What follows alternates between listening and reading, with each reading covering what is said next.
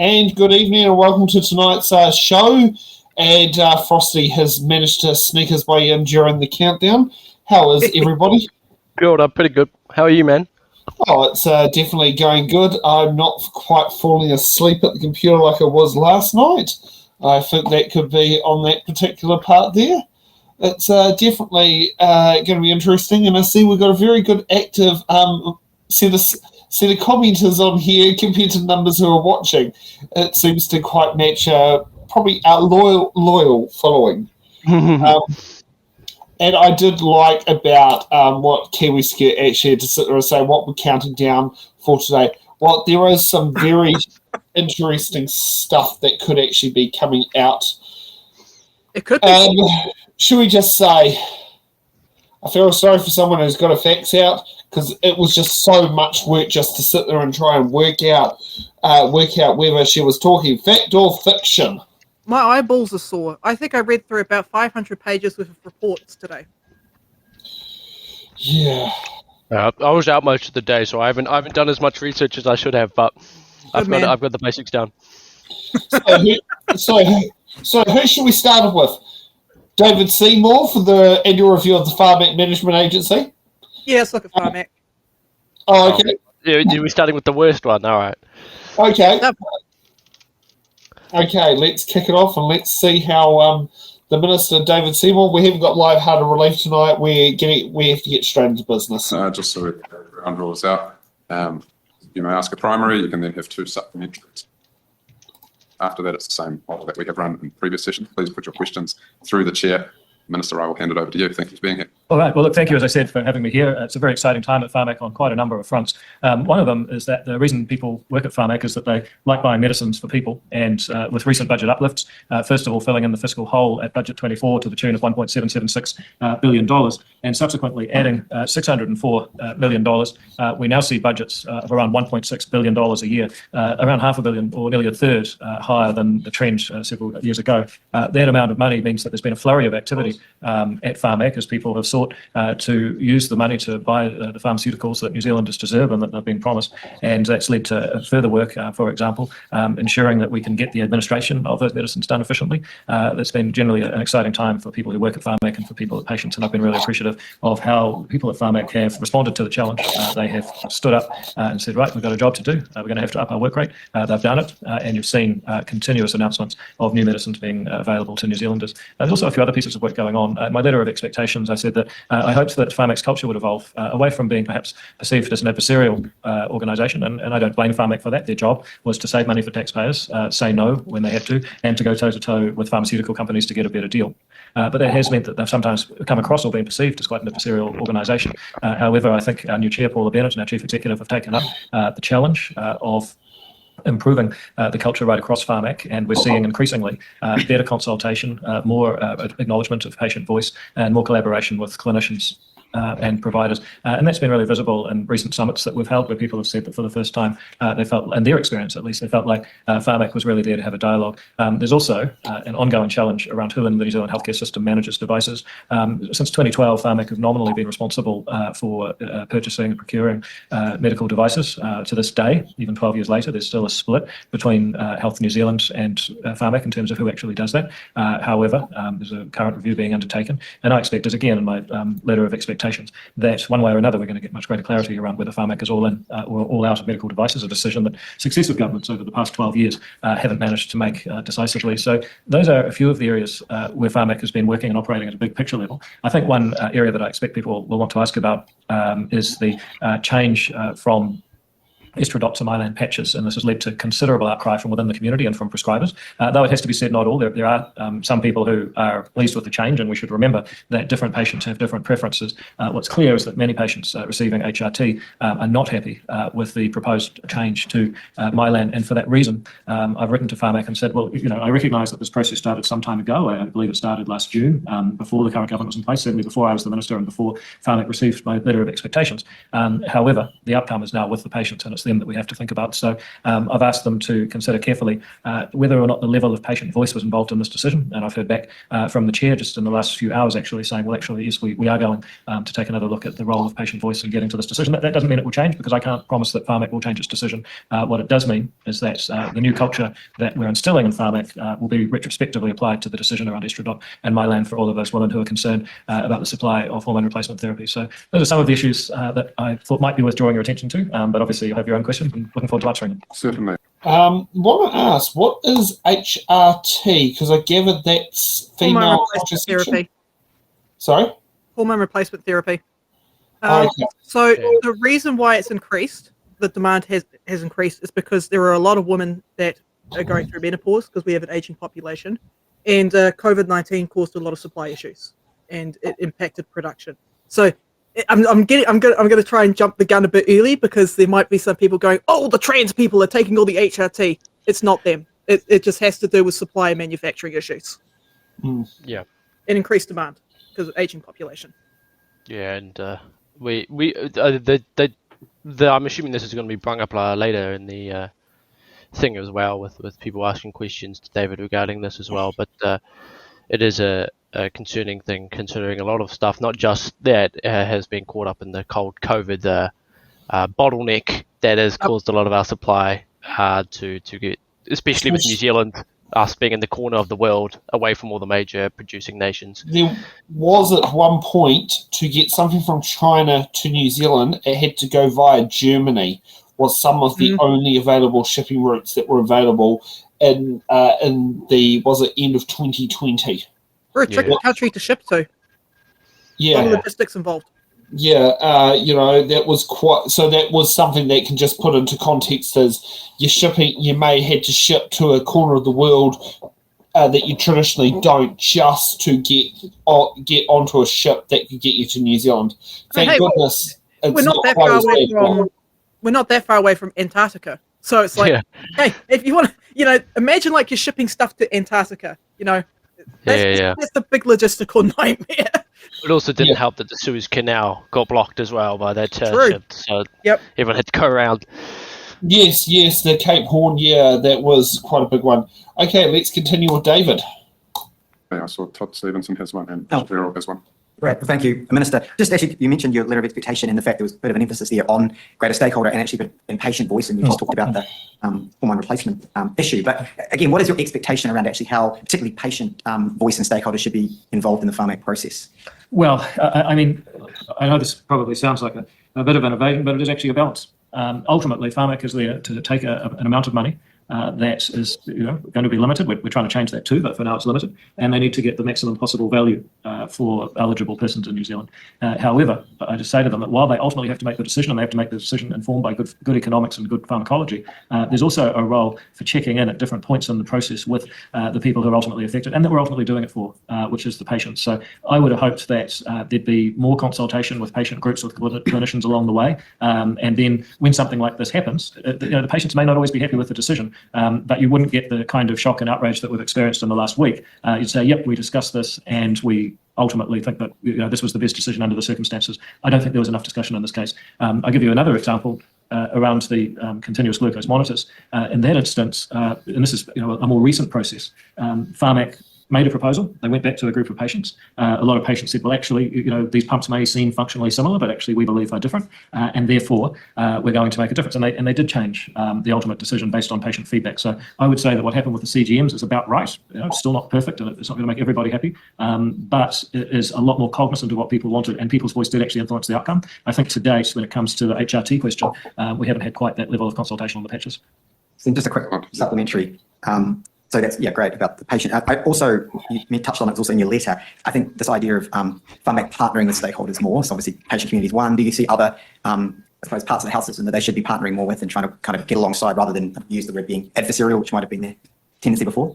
Yeah, and I think you've seen that with the Medicine Summit. There's patients, but there's also clinicians, there's also vendors. And let's make no mistake, I mean, PHARMAC is there for the patient and also for the taxpayer to get the best possible deal out of the vendors. But sometimes you can get to a better deal if you're prepared to sit down and make a deal. And I think, being prepared to be more collaborative may have some upside. Thank you. Okay, we've got Aotearoa, Panelist, and Hamish Campbell, and Debbie Nardo with that. Thanks, Mr. Chair. Minister, the annual report records a surplus of $242 million in the year under review.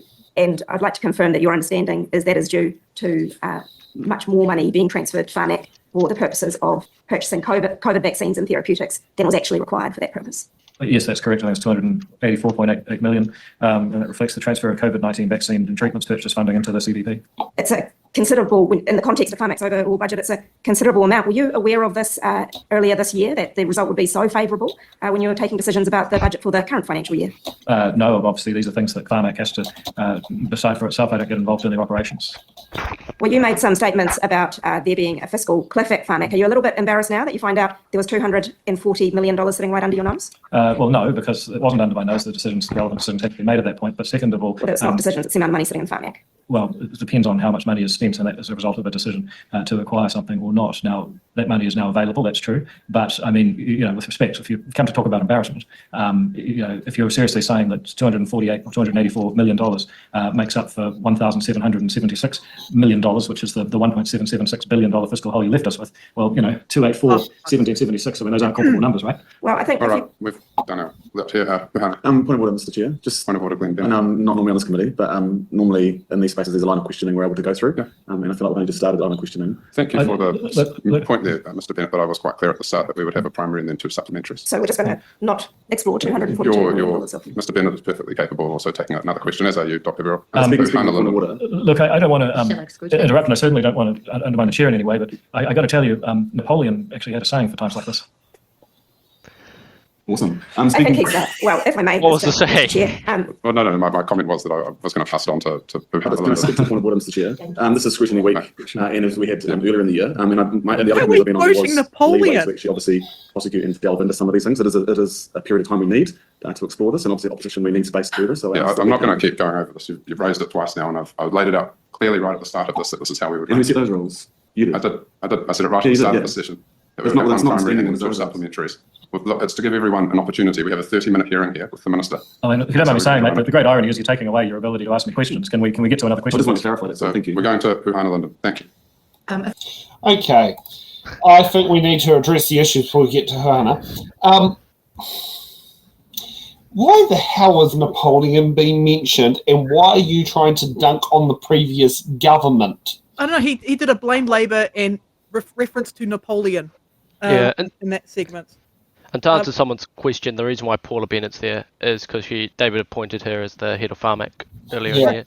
And that is the thing about Scrutiny Week is these people do appear on the show. To give, and yes, I'm going to throw up in my mouth saying this, but I have to give credit to the ACT Party here for actually doing the right thing in increasing funding to PHARMAC. It's so important that people have access to, increase the availability of certain drugs. I will give ACT credit for that. Yeah, credit when credit's due. I will give credit where credit is due. No, I'm not going to eat my hat. It's your former actor it's showing. Oh fuck yeah! You got Yeah, me. but I mean, when credit is credit's due, that's when you should give it. You criticise when they do something wrong. You don't criticise them simply because of which political party stripes you have on there. And that's the thing where a lot of people get things wrong is they criticise simply because you could sit there and have, you can have Julian Genter go, I'd like to build a 4-lane Mount Victoria tunnel through the hills there. And you have Chris Bishop to sit there and say, I'd like to build a 4-lane Mount Victoria tunnel. Certain people will react differently to the same statement because of whose face is on the front of it. Yeah, and what political party they belong to and so Yeah, on. yeah. Without actually listening to the announcement, I doubt Julian Genter would actually announce that though. It'd be a 4-lane bike tunnel, not a 4-lane car tunnel. Yeah. Yeah. She's not exactly for repurposing the Mount Victoria tunnel for active mode transport because she wants to leave it as is, which I think would be building a new tunnel and repurpose the existing one would be the better approach. But then some people don't want that because like, oh, well, bikes can use it, so we can't do that, and now we should force people in wheelchairs to sit there and catch wheelchair taxis that aren't available, or they can sit down and get to the after-hours clinic by going around the bays that takes 10 times as long from Haitatai. Yeah. Okay, let's continue on from the just before you jump on. Okay, so I've got good news about PHARMAC. The good news is that David Seymour has hardly touched it. All he's just done is throw more money at it. That is good. I think Todd probably saved our bacon and told him to kind of, in a polite, act-friendly way, fuck off. Yeah, or he's done exactly what a minister's meant to do, and that's advocate for funding for their portfolios. Well, I also trust David Seymour more than most to handle PHARMAC because it's exactly like the type of thing he believes in, right? It's the classic libertarian free market thing where you work with the market in order to get the best possible outcome rather than necessarily another thing. Publicly owned, though. Oh, no, well, it's not privatized, but he probably will. Right, it's on his agenda somewhere. He's got it written in his notes somewhere to privatise PHARMAC. Yep. Yeah. Okay, let's continue. If I can start on the previous members' questions in terms of what is the plan around the surplus that exists. This isn't my primary, I just wanted to sup on that because we were just getting into the quarter. So what is the plan from here in terms of the surplus that we have? Well, I'll invite the Chief Executive to address that. So the 284 million was the last of the advanced purchase agreements around the COVID vaccine. It was specifically payment for Novavax.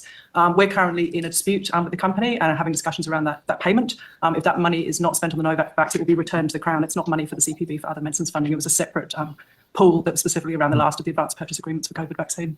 Actually, that is a good way to actually explain what happens when, if the payment is not there, it doesn't mean it goes into the slush fund that can actually be used in future. From what the CEO has just said there is that it gets returned back to the Crown. And it's great that that clarification has been made there because some people would sit there and go, well, it could now be used to, say, do a bulk purchase of, say, PrEP or cancer drugs, which is not exactly the correct process, but it's good to actually have a chief executive, a CEO who actually knows their shit. Yeah. Let's continue. So can I go into my primary? I mean, she knows more than You have him. 3 questions in total, Start. so you've used this up. So Yeah. You've got 2 left. That's how we're going to do it, okay? Yeah, okay. So Te Rautaki Whai Oranga is our Māori strategy for PHARMAC, established in 2022. I'm really interested to hear from the Minister in terms of the board's decision to disestablish Te Rōpū Māori, considering patient voice is so important. And from your perspective, in terms of what does engagement look like now, beyond having that rōpū, and I believe there's going to be an outreach to iwi Māori partnership boards and others. What's your expectation for that? Well, my expectation for PHARMAC is to listen to and hear the voices of all New Zealanders. And so in terms of engagement with Māori, what would that look like for you? Would look exactly the same as engaging with every other New Zealander. We treat people first as human beings. We try not to make assumptions about people based on their background. If I meet a person, I take them as they are and look at the person in front of me. I don't try and make any kind of prejudicial assumption about how they should be treated. And I wouldn't expect PHARMAC to do that either. So is it the position of the Minister that Te Rautaki Whai Oranga is redundant now? Is it still a priority for the organisation? Well, the priority for the organisation is to treat every patient with the respect and dignity that they do. You have a specific strategy for Māori health. I'll ask that you bring the questions through the chair. I laid that out at the start as well. On this line of questioning, I did generously give you the one and then the 2 subs after that, even though you had a sub on the other one. We've gone through all of those. We're now going to Dr. Cameron. Thank you, Minister. How do you see PHARMAC contributing to the broader health system's priorities? Well, it's a really interesting question because if I look at the bigger problem that we have in this country, it's that demographics are aging, healthcare need is increasing, and the further you look into the future, the harder it is for the numbers to add up. This is a problem for everyone. It doesn't matter which political party you're in or what your views are. The obvious solution is to increase productivity in medicine, and one of the ways to do that is to get better skilled, better trained people. But I think we actually have very good people. Another way to do it is to get better technology, and that's where I think the big opportunity is. So what I'm challenging PHARMAC to do is to shift from what's currently a statutory framework, and I've done this, I think, to the letter, which is how much can you get for the budget that you've got, and to instead ask the question, well, could you get better value if you were able to spend more? In other words, can you fund things that would actually save money elsewhere in the society if you had a bigger budget? And I've challenged PHARMAC in their budget bid for 2025 to find some examples that mean that they might not get a lot of extra money, but to improve PHARMAC's budget by bringing technology, medicines and technologies into the healthcare system. So it's all about technology absorption, productivity, better outcomes for patients by widening the scope and view of PHARMAC. So, On a limited does that budget? include where investments may reduce the expenditure in other parts of the healthcare system and also societal benefits as well? Yeah, absolutely. And the government is very excited about social investment, and that means expenditure that gives you a return that you can demonstrate. elsewhere in society. Our chair, Paula Bennett, was a former minister in a previous government that was also very committed and involved in developing those concepts. And this would be another example of that. All right, that takes us on to. Okay, so Yeah, I got problems with what he said there, especially in regards to Māori. There are, he's like, oh, okay, everyone's the same, everyone needs the same treatment. That is not the case in medicine. That is definitely not the case in medicine. People have different genetic disorders. Some ethnic groups are more predisposed to developing genetic problems than others. There are mutations you got to consider into account. Māori are at a high risk of developing cancer. That's not to say that Europeans don't develop cancer, obviously, but they're at a higher rate, so they need a bit more priority, right, in order to see equitable outcomes. And PHARMAC have said that in their report. They said under the section strategic priorities, and yes, I'm going to be reading off my screen. Each priority is underpinned by activities and initiatives to support te tiriti o Waitangi. So they recognise te tiriti. They're very specific in that language, not the treaty, te tiriti. Health equity, improved collaboration and engagement, and organisational excellence. So that was the quote that they put in their latest report. Yeah, I find it quite inconsistent with what he said about if we can give PHARMAC more money when he is one of the primary people advocating to cut state departments' budgets. So, and also not just to throw money at the problem. Yeah. His entire argument is that can you find more value for money within the budget you have with everything else, but when it comes to PHARMAC, it's a different level playing field. It's just incredibly inconsistent from him. And when it comes to Māori, I mean, I think if Te Rōpū Māori, which is the Māori advisory group for PHARMAC, since that was disestablished, was that successful? That's the question I ask about that, right? Because if it wasn't successful, right, I don't see it. I just kind of understand his perspective of disestablishing it, but if it was an incredibly successful advisory group for Māori and it was a great way to get Māori in the health system, then that's just it's completely ideological. But if it wasn't successful, I can kind of see why he would disestablish it, because it's not a successful thing in bringing Māori into the health system. Well, it's a good thing that it is successful. Okay, good. The demand is there. Like PHARMAC provides scholarships to Māori students that are looking to study things like pharmacology. It's very important to bring them in. Like my older sister studied immunology, worked as an immunologist over COVID and whatnot. So yeah, it's really important that that groups like PHARMAC are actually providing these scholarships to people. Yeah, to bring them in, because it increases the pool of talent. Yeah. Did that happen through Te Rōpū Māori, or did that happen through the wider Māori health strategy, Te Rautaki Whai Oranga? Did that? I'll have to ask you specifically. Yeah. But yeah, I know for Māori students who might come from a less advantageous background. I come from a middle income background. My dad was an optometrist for many years. My grandfather was a pharmacist.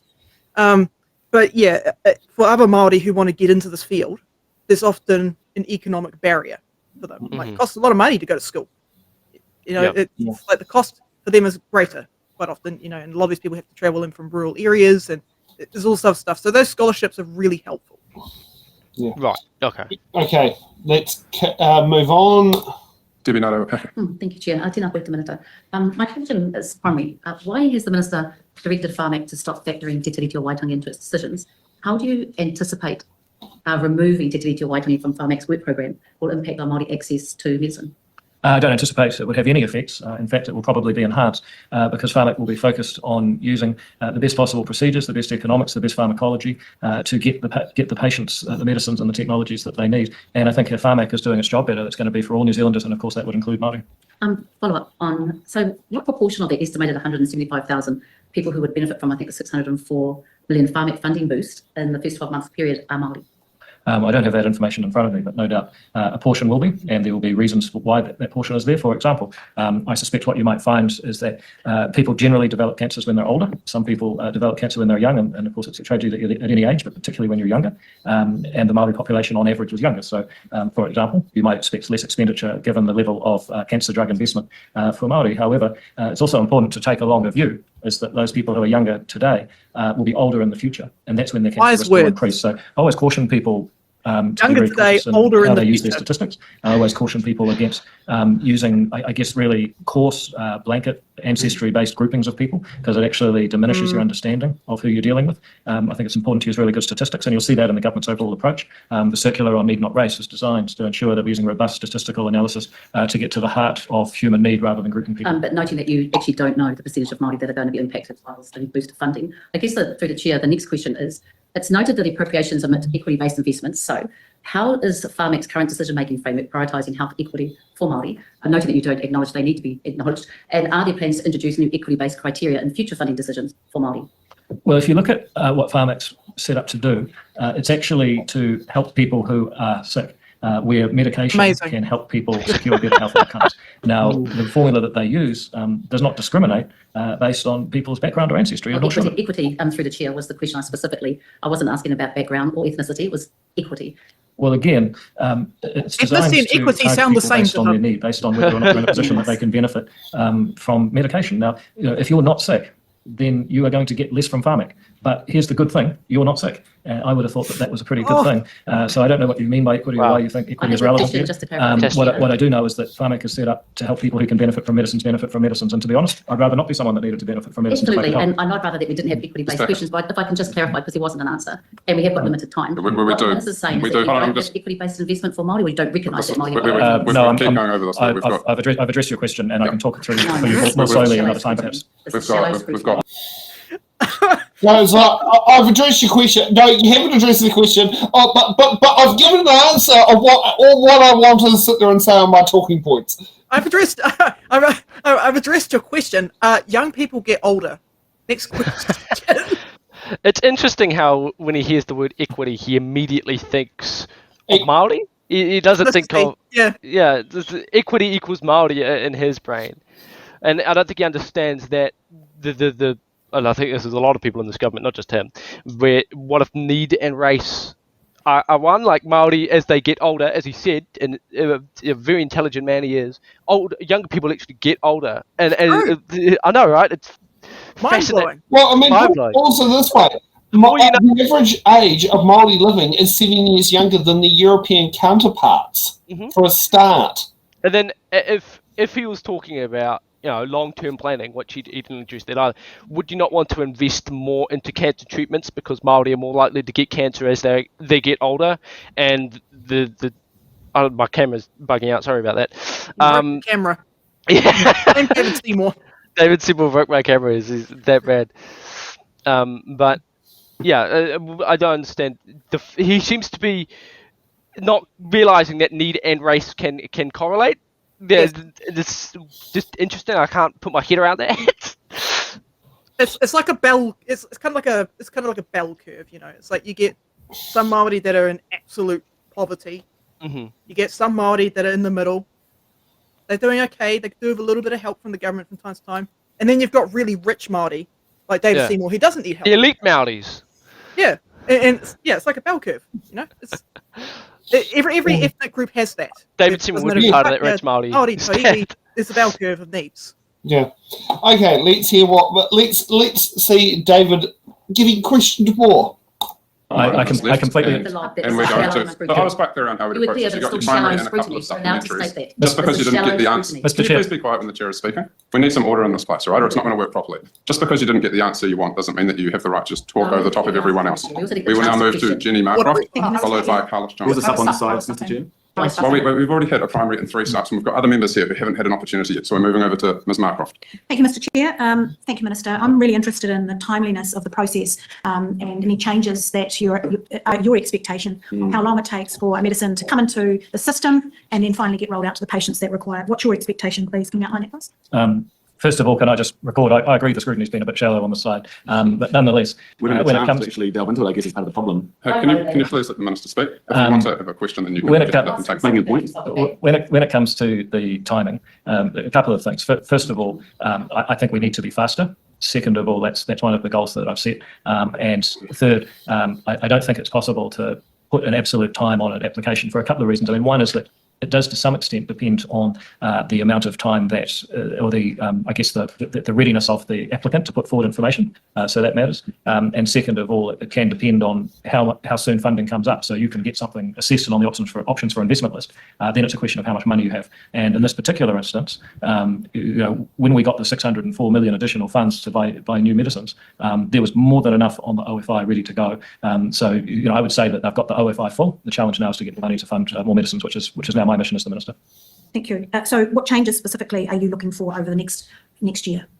In terms of the pace of? The pace of getting medicines, subject to budget availability. Yeah. So patients can expect how long for a medicine to be sitting on the OFI list when they see that same medicine available in Australia? What's your expectations? So, well, just to be clear, so I mean, PHARMAC is doing its job filling up the OFI, but they basically say how much money do we have this year, and then go down the OFI in the order of how much use it will have for patients. I don't think PHARMAC needs to bring more medicines to the options for investment list faster. I do think that we need to put more money in. We've done that, substantially increased the budget already, and PHARMAC have managed to come up with the goods so far. However, my challenge now is to rethink how PHARMAC makes budget bits so that we get more money. So how soon we fund more medicines will depend on how much money we can put in, and that in turn depends on the government's financial position and ultimately New Zealand's wealth. Final stuff, Mr. Chair. And so in terms of health gain relating to a particular medicine, is that factored into any part of the decision making? Yeah, it is. So the basic question is, well, how many quality adjusted life years can we add to a person? Now, of course, the PHARMAC will never tell you the exact calculations, because if they did, they could be gamed by the vendors. But that's really the question, is how many more years of quality life can we get a New Zealander with these medicines? And of course, I'm challenging them to also think about, well, if some investments actually save money for the government elsewhere, that frees up money we can put into even more medicines. And that's got to be a positive thing. All right. We now move to, I've got a line of questions, so we're going to. Yeah, but I'd like to quote not Napoleon, but it's very relevant to this discussion. David Seymour is basically saying, wherever you go, there you are. That's the depth that we're getting from him right now. Yeah, it seems he's saying, like, he's very good at this. It seems he's saying a lot of words and not actually meaning anything at all. So, I mean, you can't really talk much about this because he's not saying anything. He's not saying much. Yeah. So you can't really providing respond. anything. I can see why Debbie got frustrated before. I do love what, that's not the one there. This is the one here. I do like what they're saying in there. I have to be honest, I'd rather have James Meagher chair the meeting. It seems a lot more civil. But I think that might be of what the MPs themselves actually, what level of respect they have for the, possibly for the chair. I could insert an edgy joke here, but I won't. Yeah. Okay. To Carlos, I haven't had one yet, and then we go back to Dr. Verrill, and then we have you, London. Thank you, Chair. Minister, do you see any differences or changes in the way PHARMAC operate or perform between the first half of the financial year and the second half of the financial year? Yeah, I do. I think probably one example I gave that was really useful, that I found useful, is the difference between the HRT patches and the CGMs and the level of patient engagement in those two processes. I think that shows how rapidly the board and the senior leadership team at PHARMAC have taken up the challenge of changing the way that they do things. I know this is only anecdotal, but certainly the feedback that I've had from people in patient groups, clinician groups, and vendors of treatments is that they've never seen anything like what's happened this year with the summit that we held and some of the engagements they've been having subsequently. They really feel that there is a change going on, and they're very pleased with the cultural changes that are happening. And I think the other big difference in this financial year, as I began with my opening statement, $604 million of additional medicines that they're buying. That's a lot of medicine. People at PHARMAC, they love buying medicines for Kiwis, and that's what they're doing. So also in saying that, can you more specific, how to get a bundle deal from a pharmaceutical company as well, like when you become the minister? So how to get a deal? Because one thing we know that we try to get a little bit more abundant deal from a pharmaceutical company so we can provide cheaper medicine to the public as well. Can you calibrate a little bit more? Well, look, not really, because that's what they do. I mean, these guys are very, very good at negotiating, working out what the other side needs and what New Zealand patients want is what they do. And I don't get involved in any particular negotiation. I can't direct them to do something differently or pay these guys more or buy that. That would be very wrong. So you'd be much better to ask the chair or the chief executive about how they go about making those deals and bulk purchasing and so on. So Chairman, last supplementary is, what other improvement we can expect with the long-term work program? Well, I think I've gone through most of it. So the way that we budget, justifying getting more money for medicines by saving money elsewhere, the way that we relate to other organisations within the medical sector, and our role in relation to devices, all of those things are changing. Thank you, Mr. All right, thank you, Dr. John. Okay, now there is a question that has to be asked: is why is he the chair of the committee? So every time a government goes into power, they can. Typically, the government tends to have the chairs of most of the select committees. Some do by convention opposition control, but most of them are controlled by the government. And he was the one that was nominated for to be chair of the committee. Typically, because the proportionality of select committees have to be proportional to the representation of Parliament, often government MPs sit on more select committees than opposition MPs. And I mean, it's obvious considering about 25% of our legislature is in the executive. So you've only got 75%, instead of say 80% to sit on select committees. So that would do it, and that was who National chose to appoint as the chair for this particular select committee. To be honest, it's just a glorified role. It doesn't really matter. You have to have chair of select committee, and that was just who National sat there and chose to appoint. I mean, yeah, judging by his history, it's probably best to keep him out of the way of things. they could cause controversy. Yeah, I can see Todd has done a good job keeping David away from PHARMAC, because David has barely got any answers to those questions. Good job, Todd. Yeah. Okay, let's. See, Todd should be in the seat there. He'll do a better job. Okay, let's continue. 1.5 minutes left, Dr. Verrill. Thank you, Mr. Chair. Minister, we heard repeatedly in the last government from women when we consulted on the women's health strategy that they don't feel that their concerns are heard and taken seriously in the health system. I note your comments about consultations, but can women expect responsiveness from PHARMAC when it comes to the issue of hormone replacement for menopause?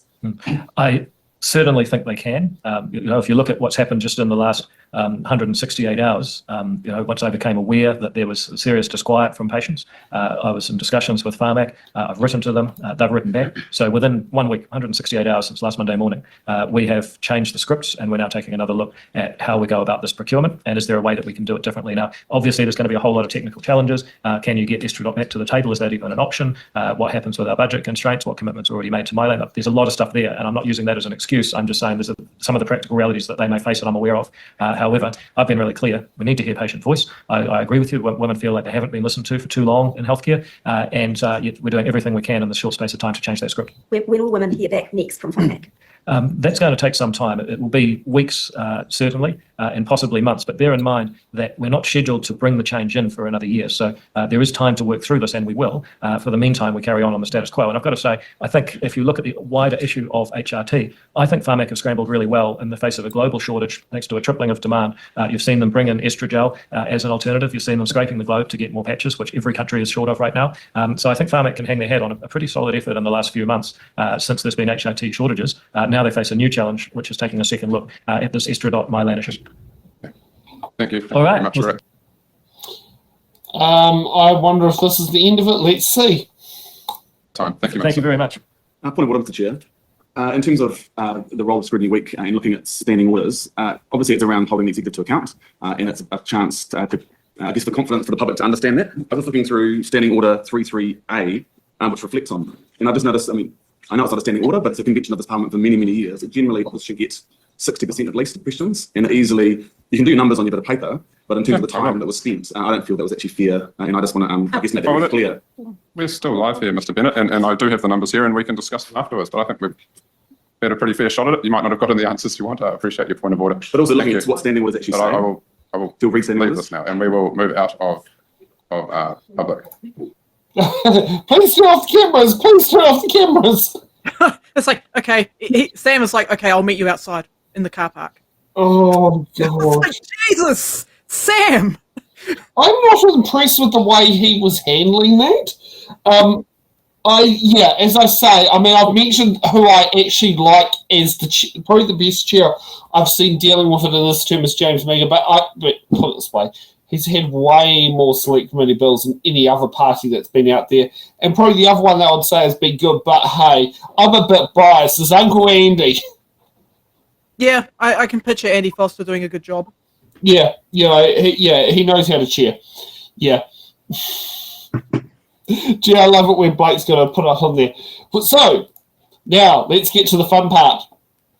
Nicola Willis. Oh, man. Please beware, some people's brains have been fried in order to sit there and bring out some facts to make this show happen.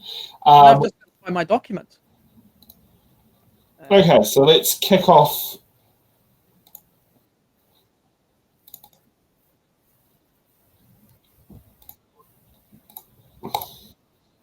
Okay, all right, here we go.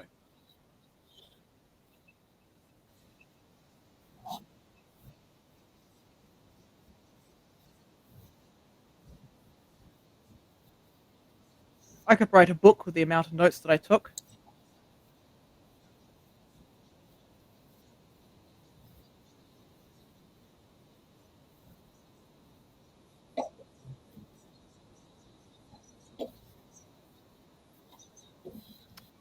I wonder where Levi's gone.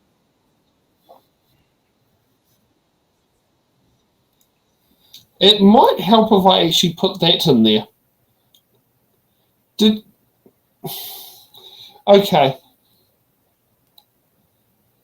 Okay, there we are. Remarks today focused on the year that's been rather than the year that is to be, and I trust your questions will be similar. Sitting next to me from the Treasury are Deputy Chief Executives Struan Little and Jane Winfield, the Chief Government Accountant. We're not joined by the new Secretary for the Treasury, Ian Rooney, today because he was involved in auditing the statements of these financial statements, so he has chosen to recuse himself from this, although he will be available for your questions tomorrow. If the Chair permits, I'll just make some brief introductory remarks. I've timed them. They should be brief. Good. In a political sense, the 23-24 financial year was a game of two halves. The previous Labor government was in office for the first part of the year, and it set the budget. That was in Budget 2023. Budget 2023 was, by all measures, a very big spending affair. The capital package alone, excluding the National Resilience Plan, was $10.7 billion, about $6 billion of which was for Kainga-Ora. The operating package raised net spending in 23-24 by $5.6 billion. In the second half of the year, the current government corrected course. We pulled back operating spending by $1.1 billion in the mini-budget and in Budget 2024. If we had not taken those remedial steps, the Obergall deficit, the operating balance before gains and losses, would have been $1.1 billion worse. 2023-24 was a difficult year for the economy. The Reserve Bank kept interest rates high to fight inflation, which started the year at 6%. And as a result of high interest rates, economic growth was low or negative in each quarter. That affected tax revenue, which has a direct effect on the government's books. Those books were not in great shape at the end of 23-24. Total expenses were $180 billion, almost $80 billion higher than just 6 years earlier. For 5 years, expenses have been higher than revenue and the books have been in deficit. The Obergall deficit in 23-24 was $12.9 billion. It is important to note that Obergall is a whole of government measure, so it includes the performance of Crown entities and state-owned enterprises. In the last financial year, ACC alone contributed $4.1 billion to the Obergall deficit, a third of the total. The Fiscal Strategy Report in May identified that having large Crown entity deficits in the headline operating balance indicator risks undesirable fiscal strategy responses, especially if those Crown entities are self-funding and financially sustainable. The Fiscal Strategy Report said there is an argument to exclude those sorts of entities, of which ACC is the prime and key example, from the headline indicator. And I will have more to say about our review of those indicators in the budget policy statement later this month.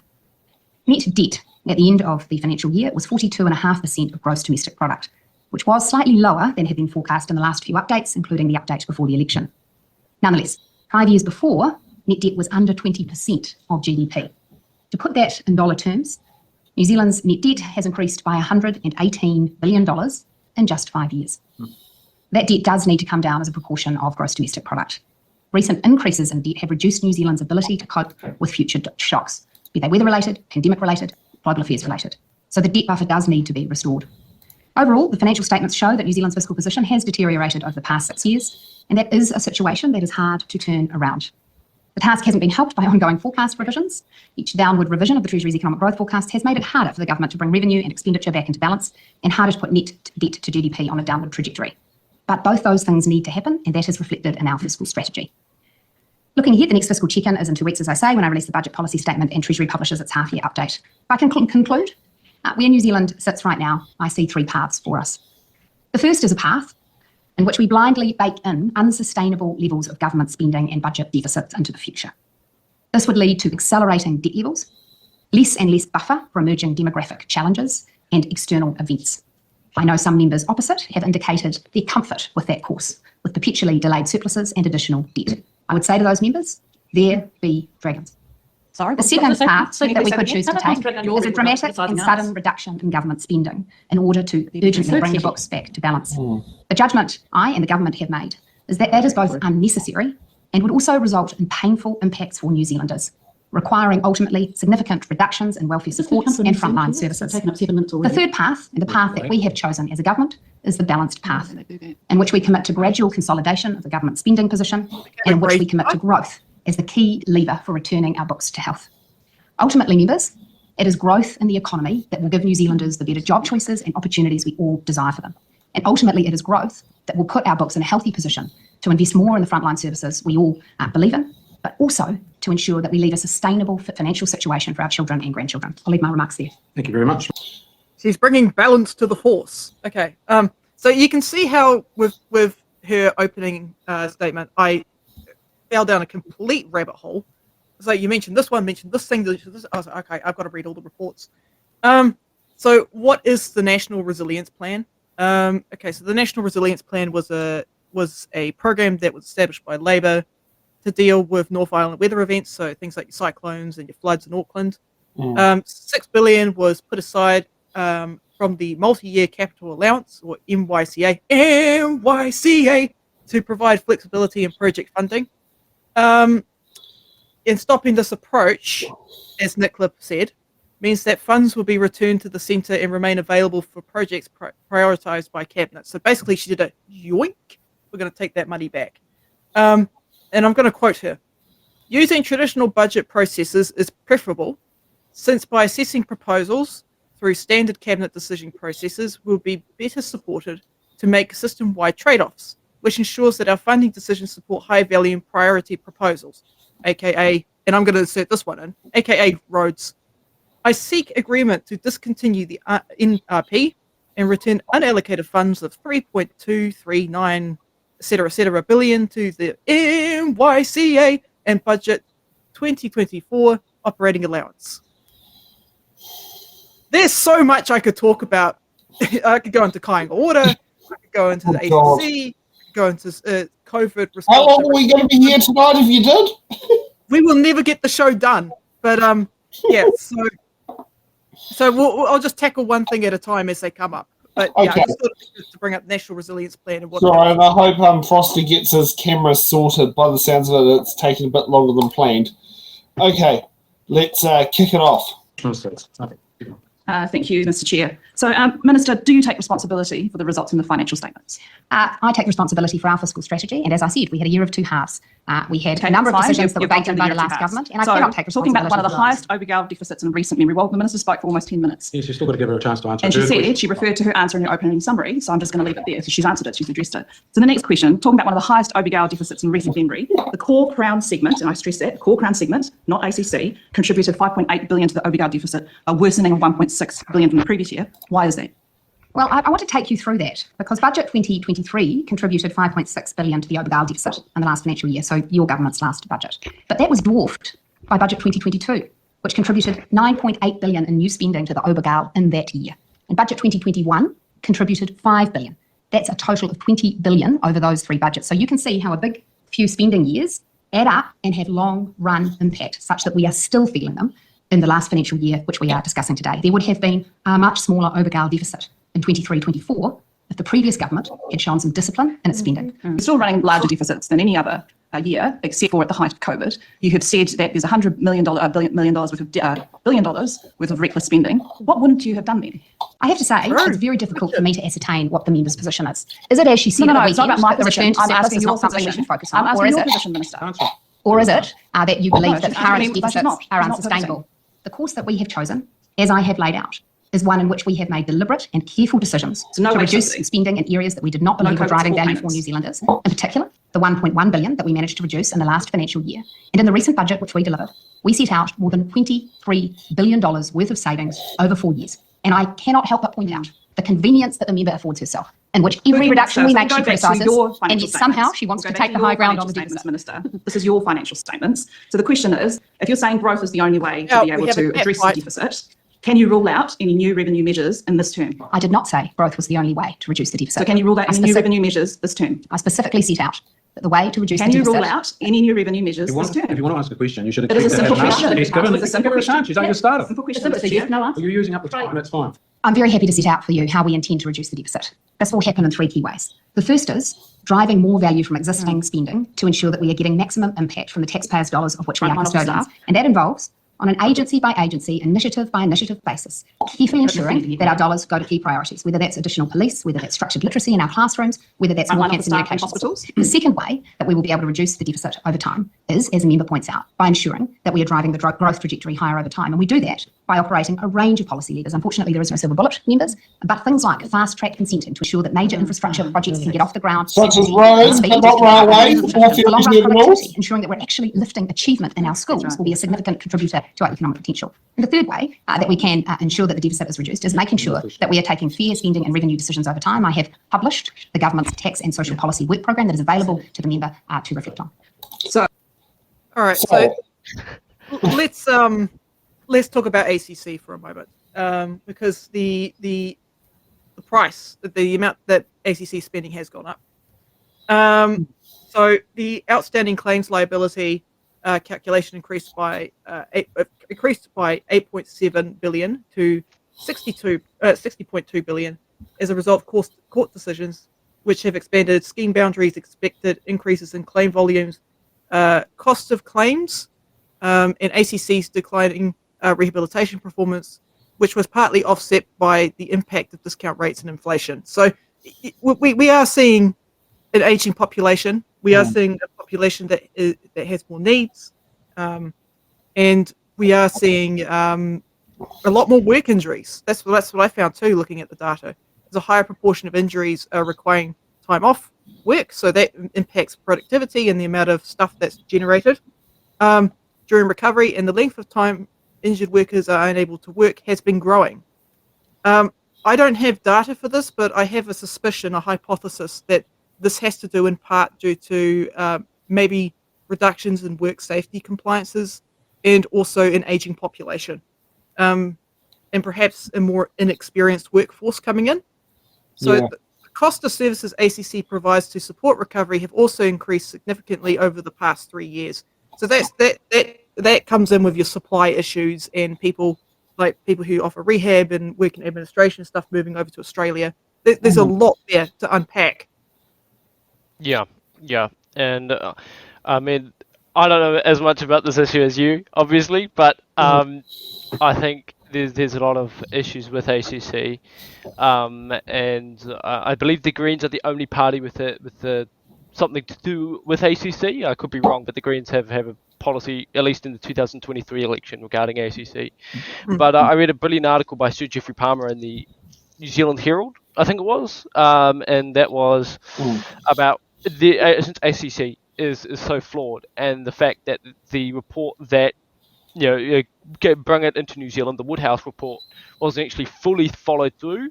There needs to be another royal commission in order to actually resolve the flaws currently, because it is so comprehensive within the system that at the moment you can't do it by just tinkering around the edges. That's true. Yeah.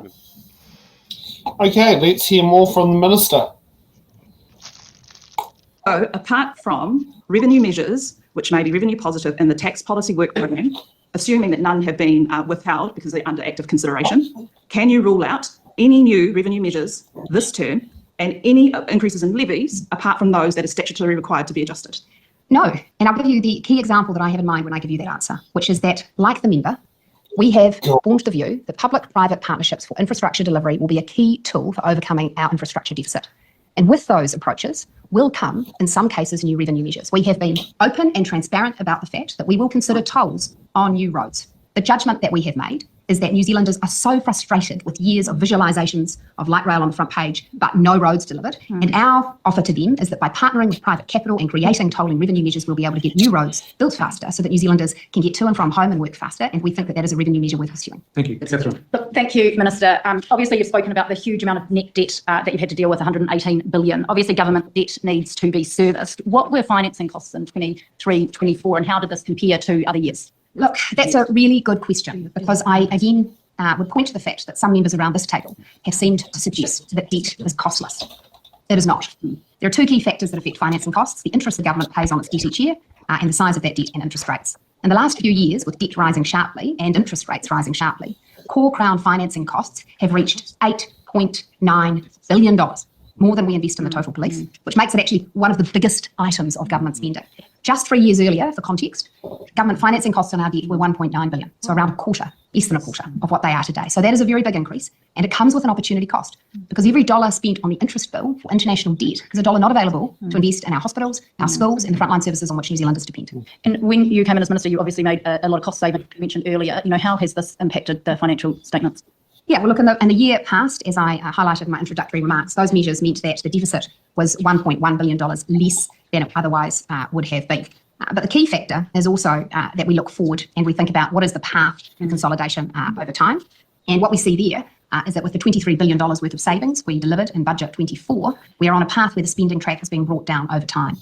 There was, in a sense, a bipartisan consensus over the last 30 years in which government spending as a proportion of the economy hovered at an average of just over 30%.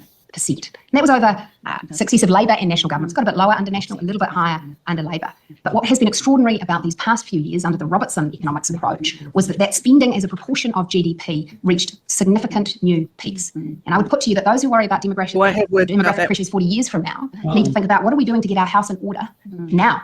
Because if we just keep ratcheting up the spending, we will be putting our children in a terrible position. That's right. And just another quick question. Corporate tax revenue decreased by 1.1 billion, reflecting weaker business profits. How concerning was this? And do you expect this to now improve with obviously some of the government policies looking to support business, but also seeing interest rates coming down and inflation coming down as well? Well, look, it is concerning. And it's important that we keep drawing the dots because sometimes I know that when we talk about businesses doing well, people can view that that's at the expense of people. The whole point of businesses doing well is that they can employ people, pay them well, and ultimately put more revenue into the government coffers. We have had a tough few months. What businesses are now reporting in confidence surveys is that they have renewed confidence about the years ahead. That, of course, in part reflects the interest rate environment. As interest rates come down, that restores confidence both in terms of businesses' own willingness to borrow and invest, but also in terms of their perceptions of what consumer behaviour will be. So we do want to see businesses ultimately doing better so that they are in a position to be paying more tax. And if just one more question, if I may, Chair. The largest movements in property, plant and equipment has been largely driven by Kiwi-Rota, as you mentioned in your opening statements, 3.7 billion. This looks to be quite a significant budget blowout. What is the government looking at to obviously get on top of this concerning figures? Yeah, look, the state of Kiwi-Rota's financial management was one of the many basket cases we inherited from the last government. I can report to members for the first time today that following in-depth examination of Kiwi-Rota over the past few months as we put together a turnaround plan, which will be announced shortly, we have found that contrary to the view that members opposite shared with us, which was that Kiwi-Rota, through its scale and through its size, would deliver efficiencies in house building. We found that actually, on average, Kiwi-Rota can report that building a house by Kiwi-Rota costs 12% more than the private sector equivalent. And that kind of financial laxity comes at a real cost. It comes to a cost to the more than 20,000 New Zealanders who are on the social housing wait list. It comes as a cost to all of those who would like to see that money deployed more responsibly and better. So that is a turnaround job that we are taking very seriously. I can give members confidence that it will be running a much more ship-shape operation in future. Thank you. And I actually wonder, and I also wonder, was there 12% more value added to the Kiwi-Rota home than their homes on the normal free market? Yeah, I mean, to throw out a number like, on average, 12% more expensive, I'm like, okay, that's an average right across New Zealand. You can't just give a flat, I mean, I've got a sister that works in construction. You can't just give a flat number, okay, this is how much a house costs. There's so much that goes into building a house. So many variables. Yeah, so many variables. But yeah, let's talk about Kiwi-Rota, because I read through the independent review that Bill English was a part of. So what they found is that, and I also read through a report by T. Waihanga. What they found is that Kiwi-Rota made capital investments of around 9 billion and increased its total debt to 12.3 billion. COVID-19, global supply chain issues, high inflation, high interest rates, and a subdued property market are contributing factors to the increase in money that Kāinga Ora has to put forward. On current Kāinga Ora projects, debt is expected to grow from 12.3 billion to 23 billion by 2028. But here's a really interesting thing that T. Waihanga found, is that prior to COVID, residential construction output rose by 21%, but construction prices also rose by 24%. This shows that there is a correlation between the two. So the more you build, the more construction prices go up. When we try to build more, we must buy each 1% increase in residential construction output at the cost of 1.2% inflation. In comparison, when we compare New Zealand to other countries, like Australia, they can buy each 1% increase in output, so the amount of houses that are being built, at the cost of 0.6% inflation.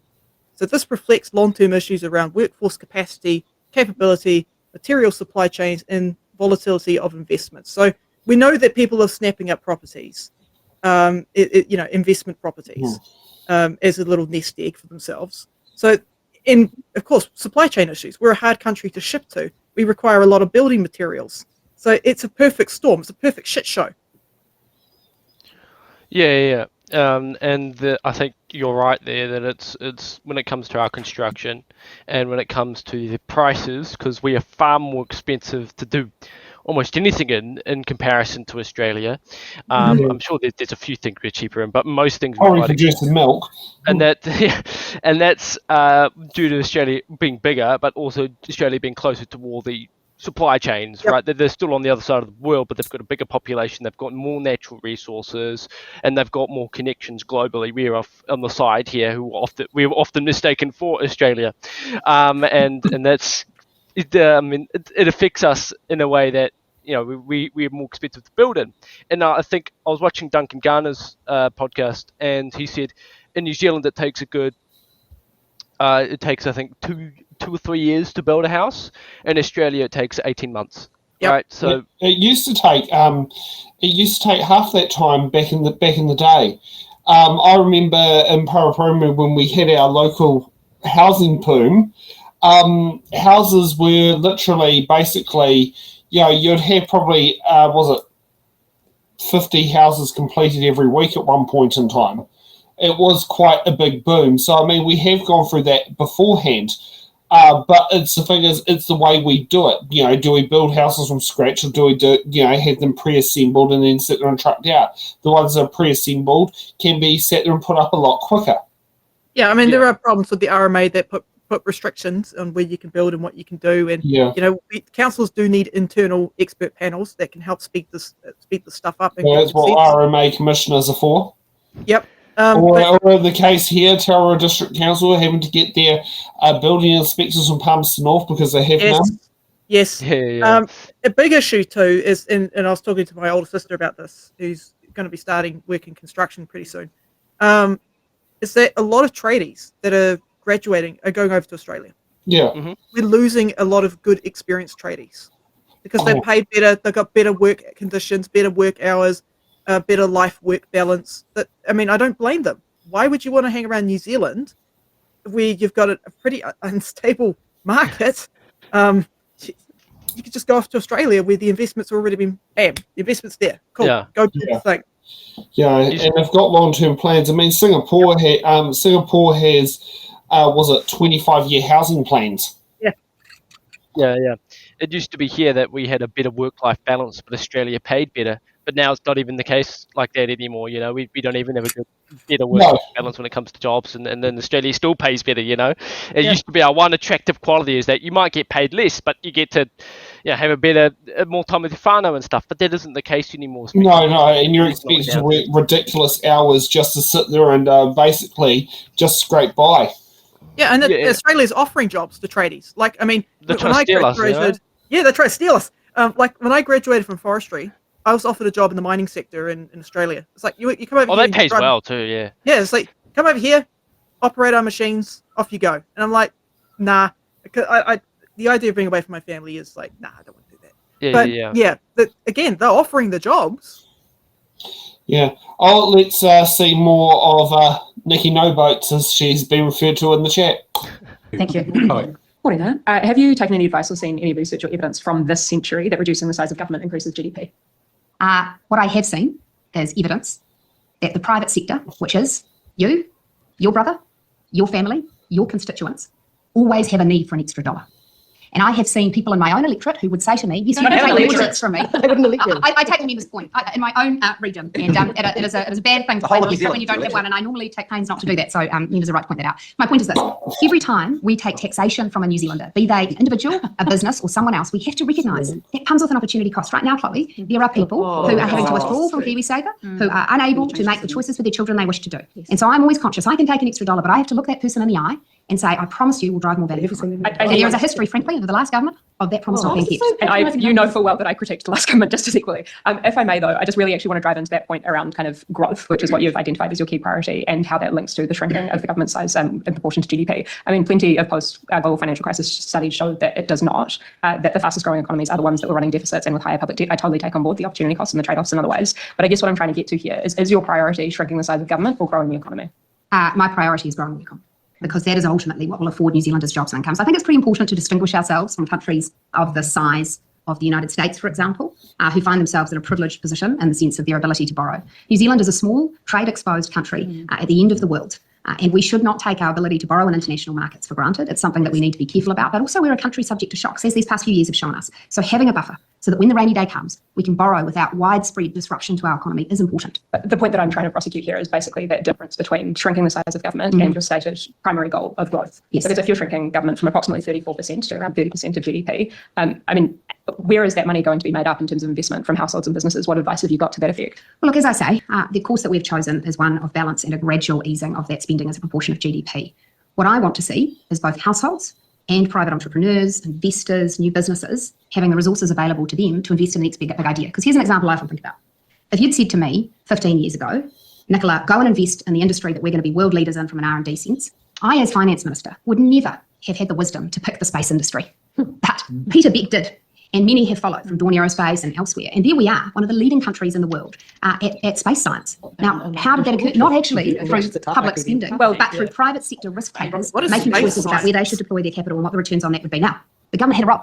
We actually made sure that the regulatory environment under the last national government was accommodating of that. So I do see a role for government in supporting growth and supporting good investment decision making. But ultimately, I think successive chapters of history have shown that those operating in the private sector can make good decisions about where to take risks and where to invest for the future. Oftentimes there's a lot of public funding, as we're seeing with some of the contracts that Peter Beck and his company are getting, especially from the United States. But I guess I just really wanted to clarify there that your top priority is growing GDP, not necessarily shrinking the size of government. So you would trade those two things off. I don't see there being a trade-off there. What I want to see is sustainable growth in GDP. And I do say that knowingly, because it is true that you could drive up nominal GDP in an extraordinarily inflationary way in the short term. But we just did that. And the pain at the other end is not worth it. A cost of living crisis that went on for 3 years that damaged New Zealanders significantly, soaring interest rates, and now the slump and growth that follows. So we need to make GDP choices that are sustainable in the long term. But if Mr. Chair, I really didn't get I mean, you were speaking there about the long-term impacts of government decisions that are made today. And one of those decisions that you are making is the cutting of public sector service jobs, particularly those that operate in the science and innovation and research front. Approximately 400 science-based jobs have been cut from the public sector from our estimations.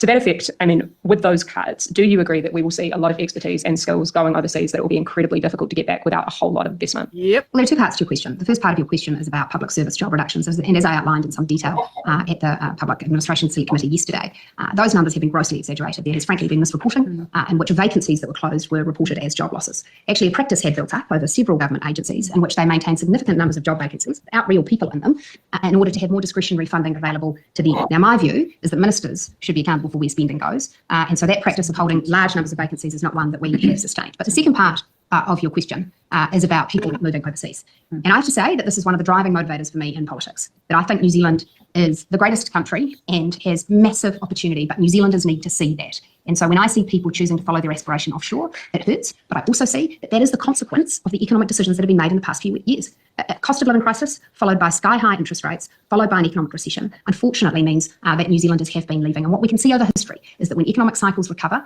more New Zealanders choose to stay here and more New Zealanders come home. And that's exactly what I want to see. Thank you. Natty. I think that is very low to say of her electorate trying to consider Aotearoa. She did not win it. she did not convince the voters to vote for her. Oharu saw right through her. And I do think it's quite funny that she has an office in the one building that has so many empty retail spaces in there, the Johnsonville Mall. I mean, well, I mean to ship more, but you know, I come from Aotearoa, so we have the best mall there. So any other mall there is pretty crap. But I think on the topic, Nicola Willis is very good at identifying the problems. It just doesn't seem she's very good at giving the solutions out to those problems.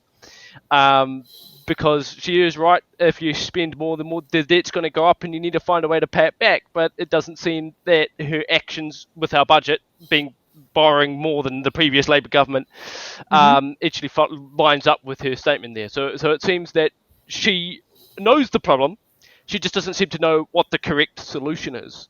Which of course there isn't one, but it seems to be the solution that the solution that she wants to go down isn't the right one because it seems completely contrary to what she's saying, or everything else. Yeah, I mean, National has a history of underinvesting, and I looked at the data around this. I actually, again, I refer back to Te Waihanga. They found that over the 1965 and 1977 period, that there was a good balance between public and private sector capital, and the ratio was at 0.45 to 1. What year was this, sorry? So this was over the period of 1965 to 1977. It's on the screen just so you can look at it. Yep. In 2020, this ratio was 0.3 to 1. So the decline of public ownership can be attributed to the 1978 with the second oil shock, followed by the Think Big era of public investment, and then the economic reforms of the 1980s, which saw significant sales of public assets and a long period of fiscal consolidation and depressed investment. So again, we do need to increase how much we're putting into public infrastructure. But Nikki is trying to have her cake and eat it too. The problem is that the cuts that she's making in other areas is driving people away to Australia and other countries. She's given them no reason to stay. She's like, I watch from afar and I'm sad. And I'm like, you should be sad. You're welcome to adopt the Green Party's economic policy. We want to invest big into tech. Dr. Marion Layton start moving away from ag into more sustainable practices and industries. Yeah. Marion can't even get a job in New Zealand at the moment because her previous job was filling up locuming for other doctors at different parts of the country so they could go on annual leave. She is now doing 6 months a year in Australia to sit there and make her income, where she previously used to locum at hospitals like Whangarei. Yep. So, and that was a decision by, was it Te Whare? I'm not going to call it Health New Zealand. That is just basically you do not have the budget to cover staff going on leave. Yeah, and the cuts they're making, unfortunately, is the way to drive down inflation. You need around, I think it was 5% employment in order to have stable inflation in this country to keep it below. I think it's a 2%. The Treasury's got a 2% inflation threshold there. Yeah, and you need around 3 is the acceptable band. Yeah. You need around 5% unemployment in order to decrease inflation. So it's a fucked economic model in the first place. So these cuts are in fact decreasing inflation, but what are you decreasing inflation at what cost? Right? That's the issue here.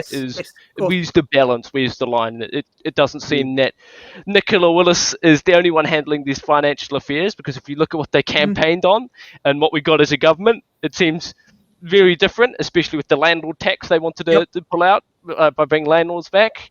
And it seems there's, I think the saying is, there's too many cooks in the kitchen, and you're seeing the three different people with three different ideas and views on how New Zealand should go, with New Zealand First Act and National trying to pursue and compromise through all their policies, and we're seeing it not go so well so far. I mean, if there's a turnaround in the next year or so, I'll eat my words, but that doesn't seem likely. Yeah, I mean, inflation has dropped. The economy was heating up. and it needed to, we needed to reduce inflation, and unfortunately that did mean some unemployment. Unfortunately, what Nikki No Boats over here has done is she's like, yep, we're going to do this, and I'm going to pull out the rug out from underneath your feet so you have no safety net, and hence no reason to stay in New Zealand.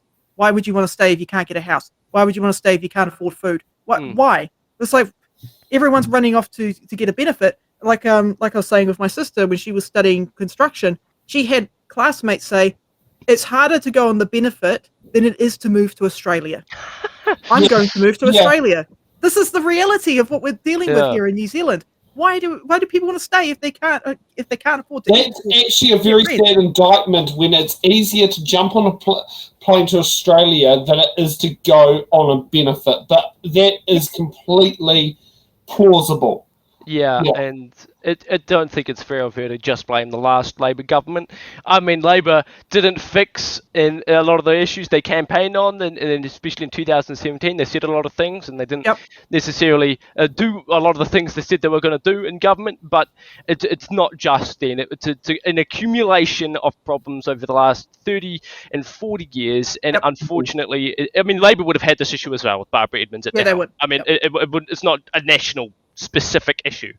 It's just, unfortunately, they've done so much damage, not just in the economy, but in terms of race relations as well, that all the negativity regarding the compounding negative effects of the way we structure our economy have just been dumped on Nicola Willis, alongside all the other issues and all the other problems in this country that have happened. We need to sit down there, take our medicine, and listen to more Nicola Willis. Oh.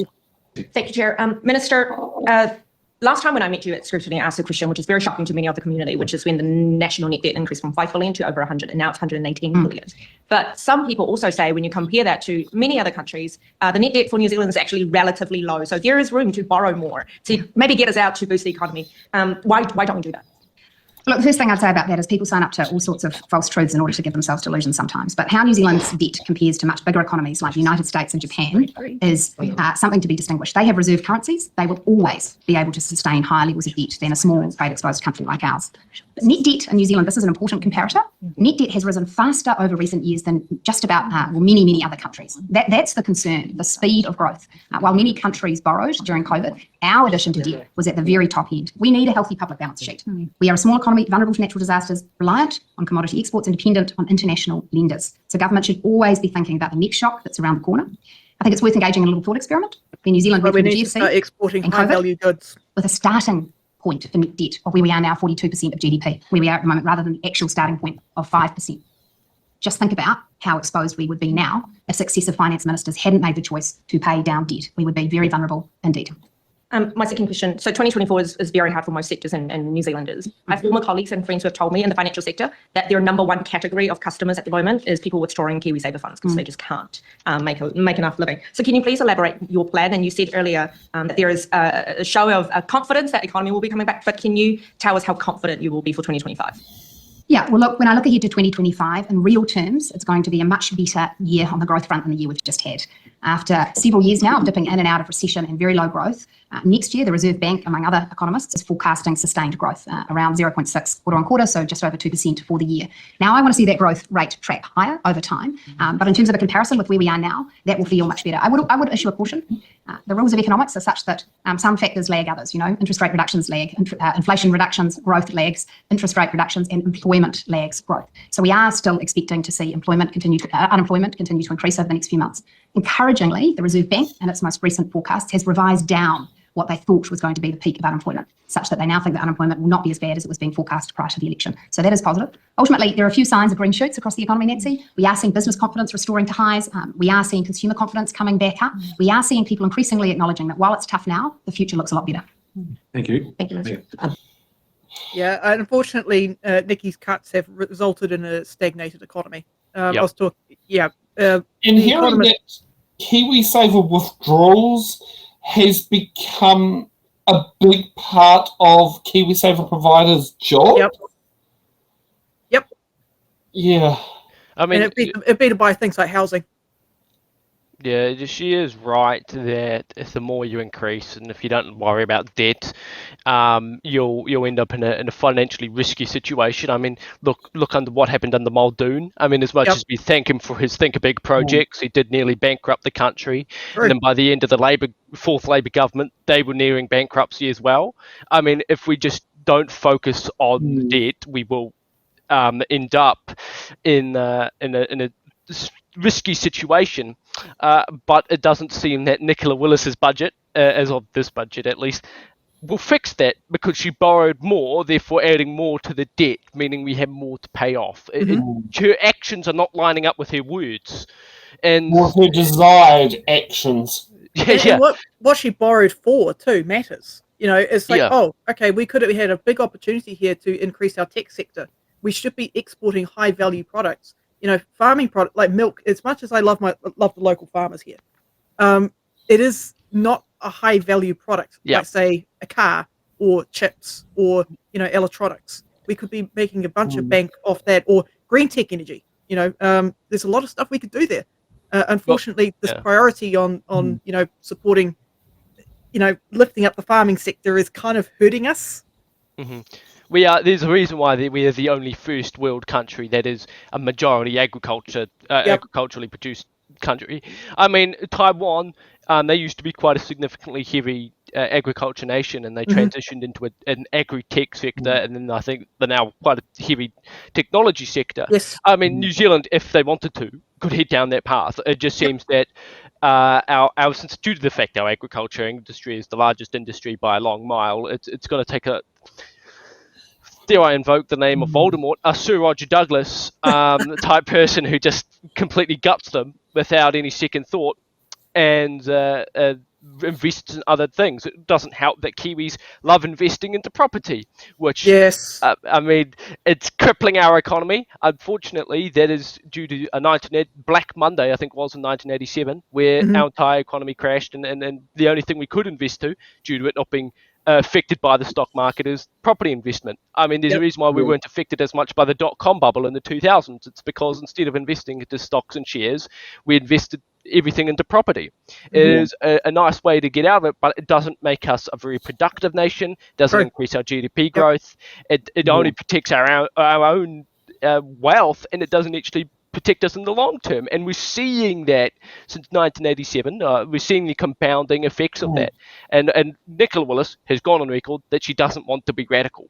And, hey, Levi. Have you ever thought about going and studying economics? I have the feeling there's a reason why I stay away from finance. I'm not good with finance. You should seriously consider studying finances. You'd be great. I mean, I'll study the history of finances, but I have a friend who's very good at maths, and then I leave the math stuff to him. Numbers isn't my thing. I don't even do I do the lowest maths at school anyway. I'm not in any of the good classes for that either. Hey, I suck at maths too. It's okay. But yeah, finances is the scary. Maths is the scary subject for me. I actively avoid it. Okay, let's hear more. If you got a bottle of alcohol spirits, start filling out your shot glasses. That's my advice. That bad, is it?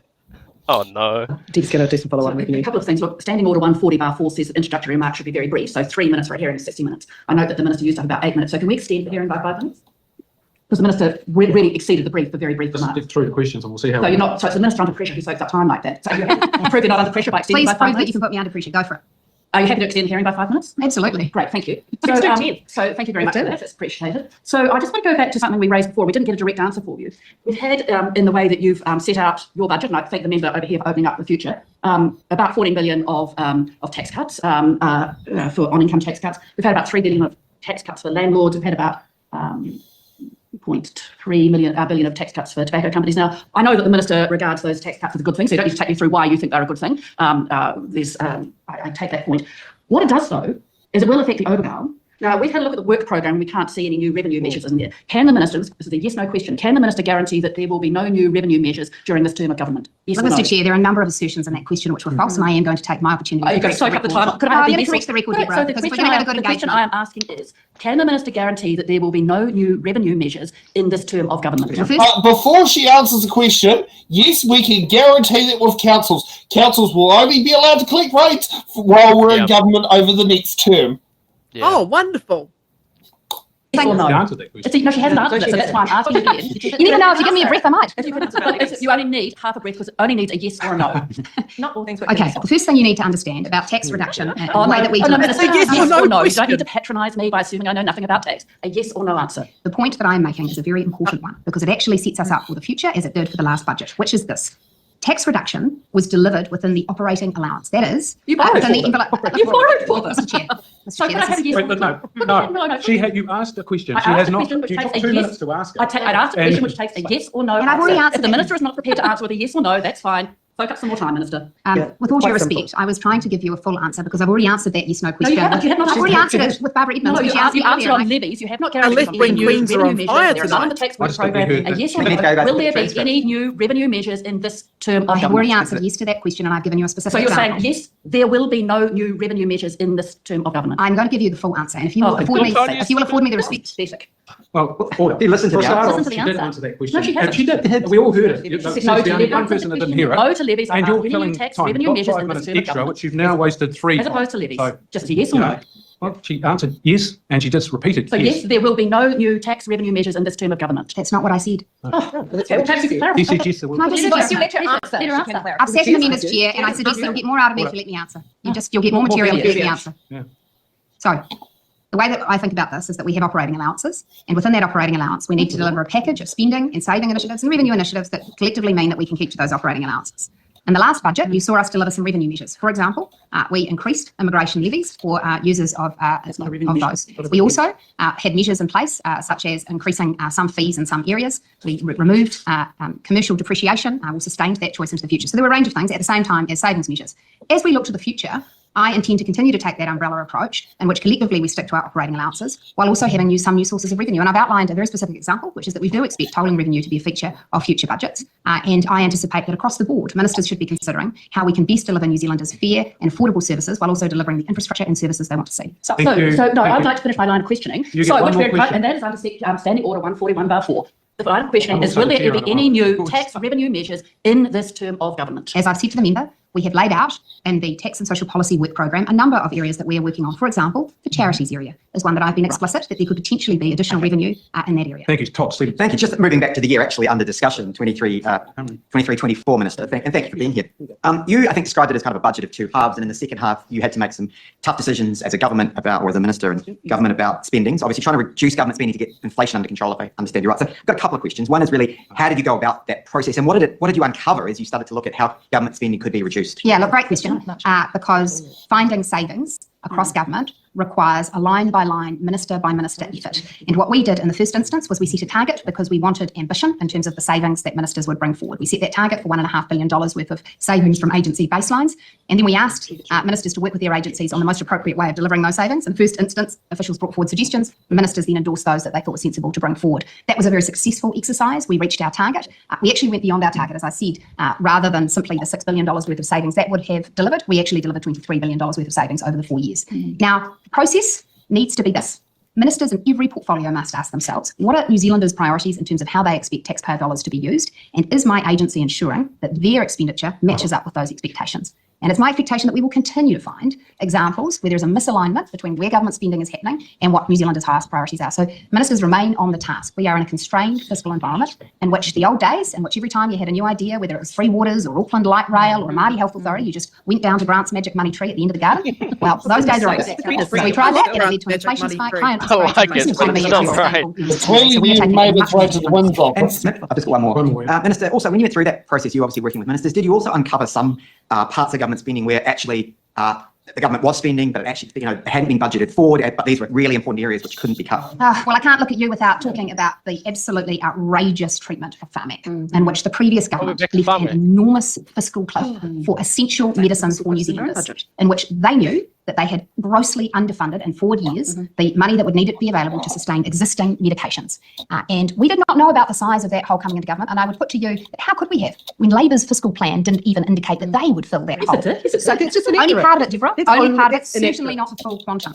And so the Minister for PHARMAC, David Seymour, and I were presented with those figures, and we were asked what we would do in the budget context, and we were really clear in our priorities. We would fill that hole because it is wrong to ask New Zealanders to have their medicines delisted. But frankly, that fiscal treatment is something that has prompted me in a review of the Public Finance Act, and I do intend to be introducing amendments next year so that a future government can't get away with that sort of reckless behaviour. Yeah. Okay, thank you. Megan? Thank you. Let's get back to more commentary. So Otherwise, our audience is going to go. Yeah.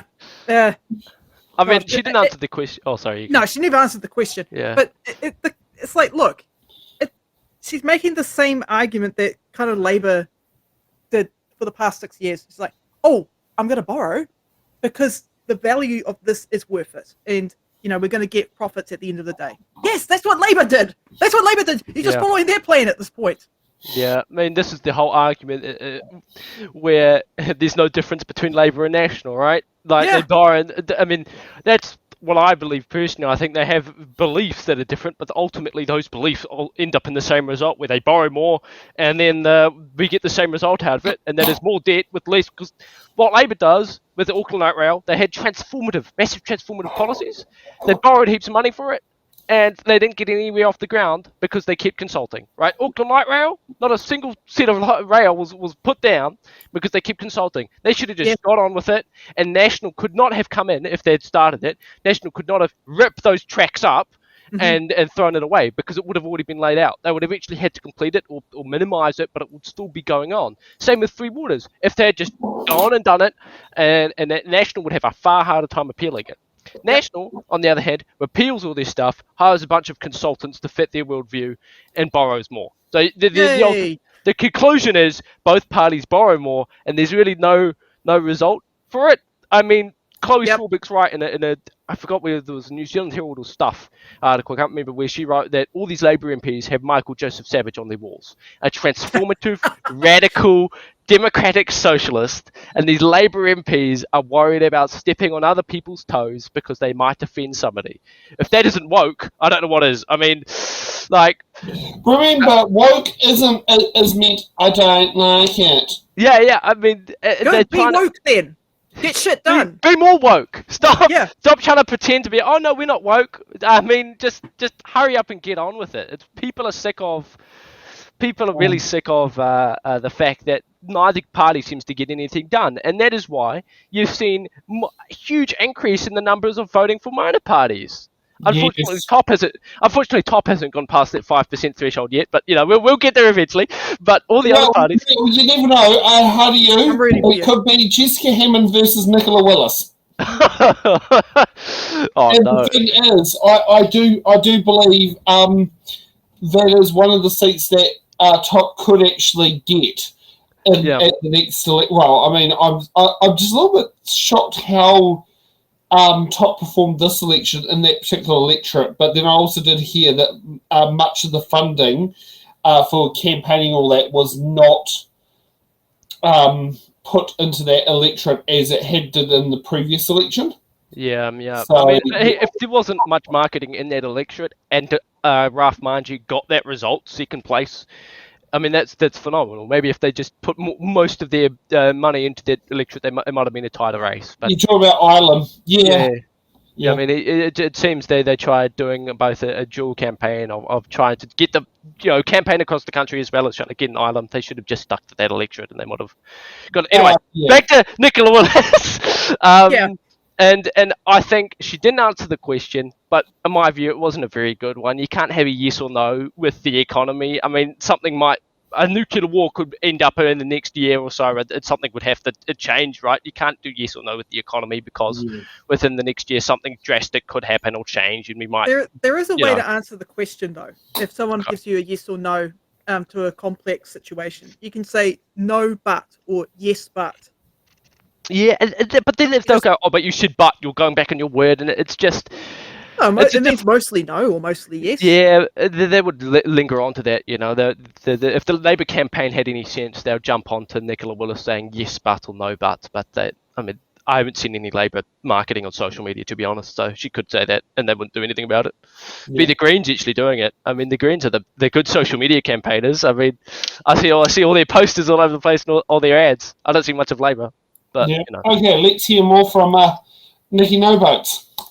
One of the things I just want to touch on, Minister, is the new audit work that's being done around climate change obligations that Treasury's done. I'd just like to know what the Minister's understanding of the difference between a contingent liability and a constructive obligation is. Yeah, look, members, I take you to both page 24, where the Treasury sets out their view of this matter. I think it's important that they've addressed it in the detail that they have, because ultimately, as the member appreciates, these are Treasury's judgments, not mine. Yeah, the second thing that I just want to clarify the question. I've read what's in the report. I understand that. What I'm really wanting to get some insight through this line of questioning, Minister, is where ministers are thinking on this in terms of these must be discussions that are happening around the cabinet table. So in terms of where those line lies and when it would need to come into the Crown accounts, surely this is a matter that ministers are turning their thinking and minds to. So what's the minister's understanding of the difference between a contingent liability and a constructive obligation? Well, I concur with the Auditor General, who also reviewed our approach in these statements, and who says that determining at what point a liability should be recognised requires judgment and consideration of factors including future actions the government could take to modify or change the potential obligation before it crystallises, and those are decisions yet to be taken by the government. So would the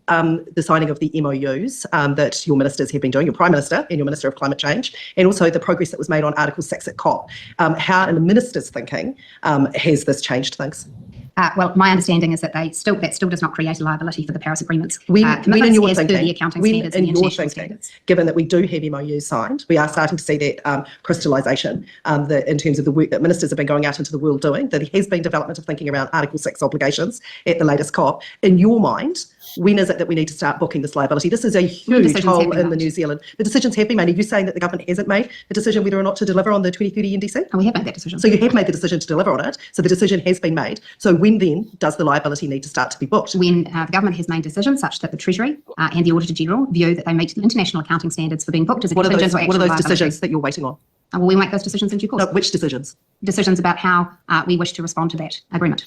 In terms of whether you're going to meet it? No, we have made it clear that we intend to meet our international So obligations. what do you mean in terms of how you're going to meet it? Well, as the Minister well knows, there are a number of choices available to the government about how it meets that commitment to reduce our emissions. Significant choices lie ahead for us in terms of how we approach emission reduction on a sink basis, on an industry basis, what our international contributions We're only are, talking about the how international we measure that over Minister. time and how we project that. So We're there are a talking number about the of Article choices. 6 international obligations here. I'm talking We're not about talking our about the Paris agreement. domestic reductions. We already know from your government's own analysis what the cost to the country of your slashing of domestic climate emissions reductions has been. That has ladled more international obligations onto New Zealanders and onto the Crown account. So when are you going to realise this in the accounts and tell New Zealanders how it is that you're going to cost, how you're going to fund the hundreds of millions of dollars that your government is choosing to pay offshore rather than reduce emissions at home? Well, the member's getting very well ahead of herself. No, I'm that not. decision has not been taken. Okay, thank you. But it has in your budgets. Thank you, Minister. The public sector employees in health and education, there's a huge amount of money sitting there around holiday pay obligations.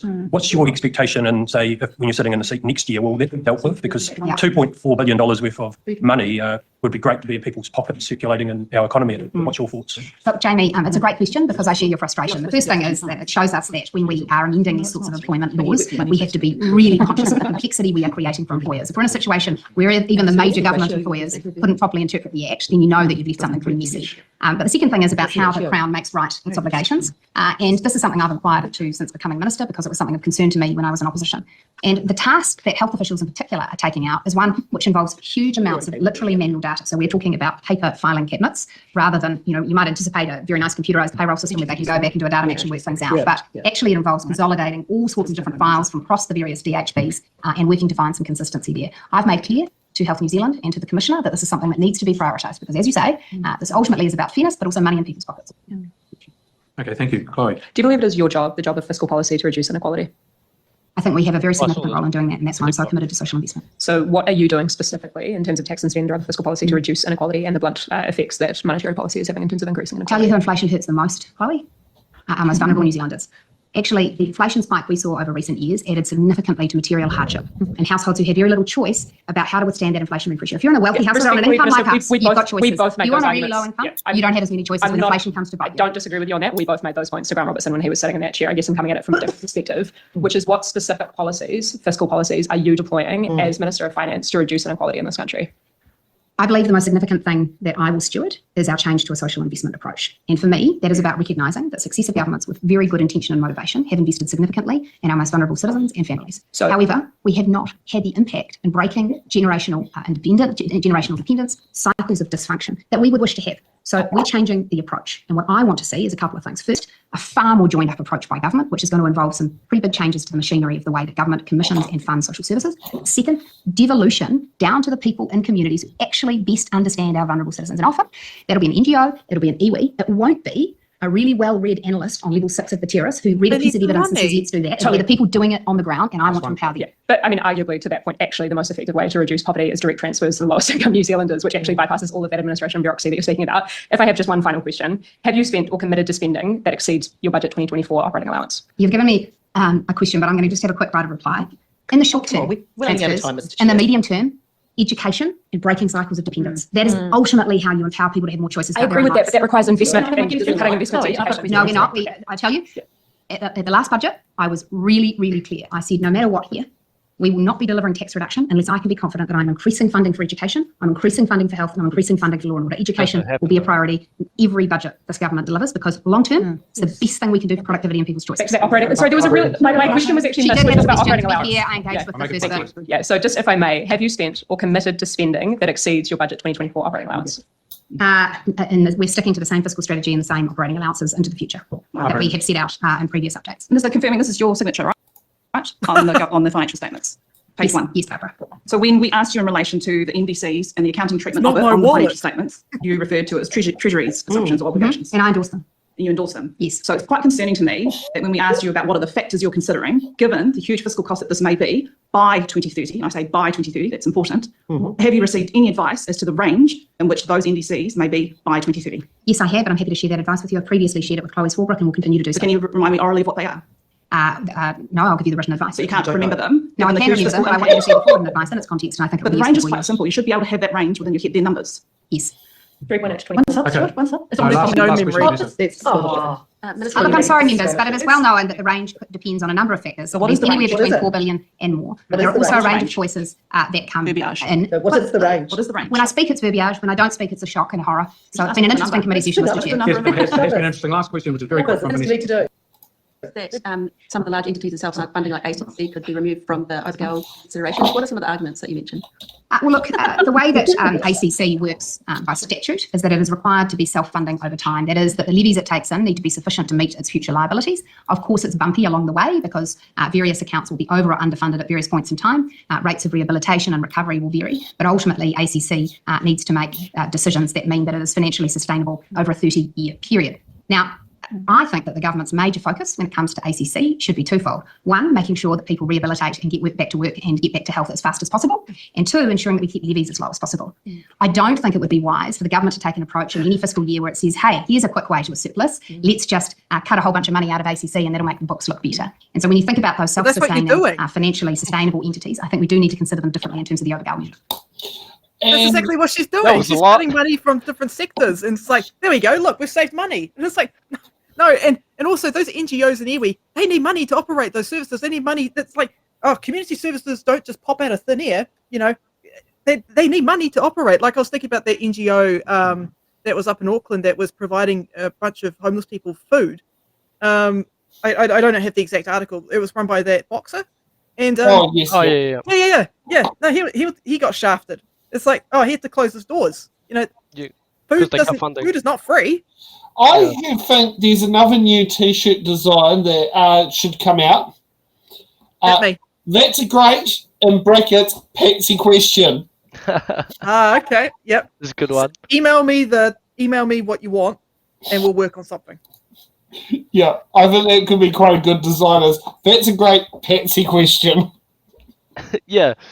And Nicola kept going about, well, we can't give tax cuts if it'll impact health and education, which is right. You shouldn't give tax cuts if it'll impact health and education. But unfortunately, once again, your words don't line up with your actions. And according to the budget, you haven't given education and health enough funding in order for them to actually provide and invest into the people, right? You're not following your words. It's clear that it's not just Nicola Willis controlling the budget, if she is a person of her word, if you believe that. It is clear that David Seymour, and who I think there's a few other associate finance ministers in there as well, are having a far more influence over the budgets than is what's being seen there. Okay. That was a good roast. I enjoyed watching those 4 queens roast Nicola Willis. That was good. That was yum-yums. I want to see more of that.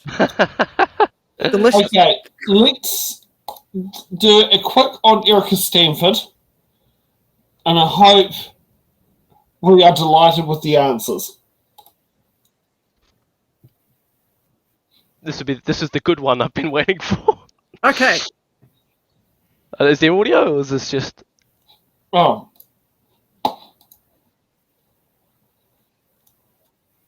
Trying to line up the footage.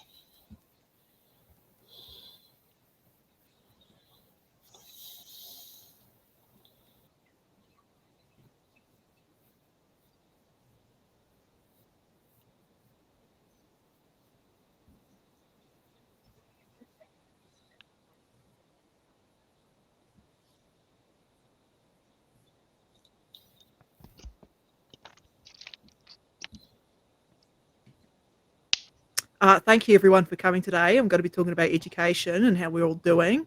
So far, so good. So anyone got any questions for me? No? Okay, let's just keep talking then. Am I the only one who can't hear it? I can't hear it either. Okay, that's weird because I'm listening to the whole one. Oh, God, I feel so... I could just read the transcript.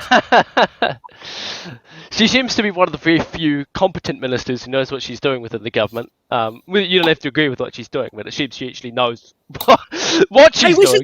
We should do a dramatic reading of the transcript.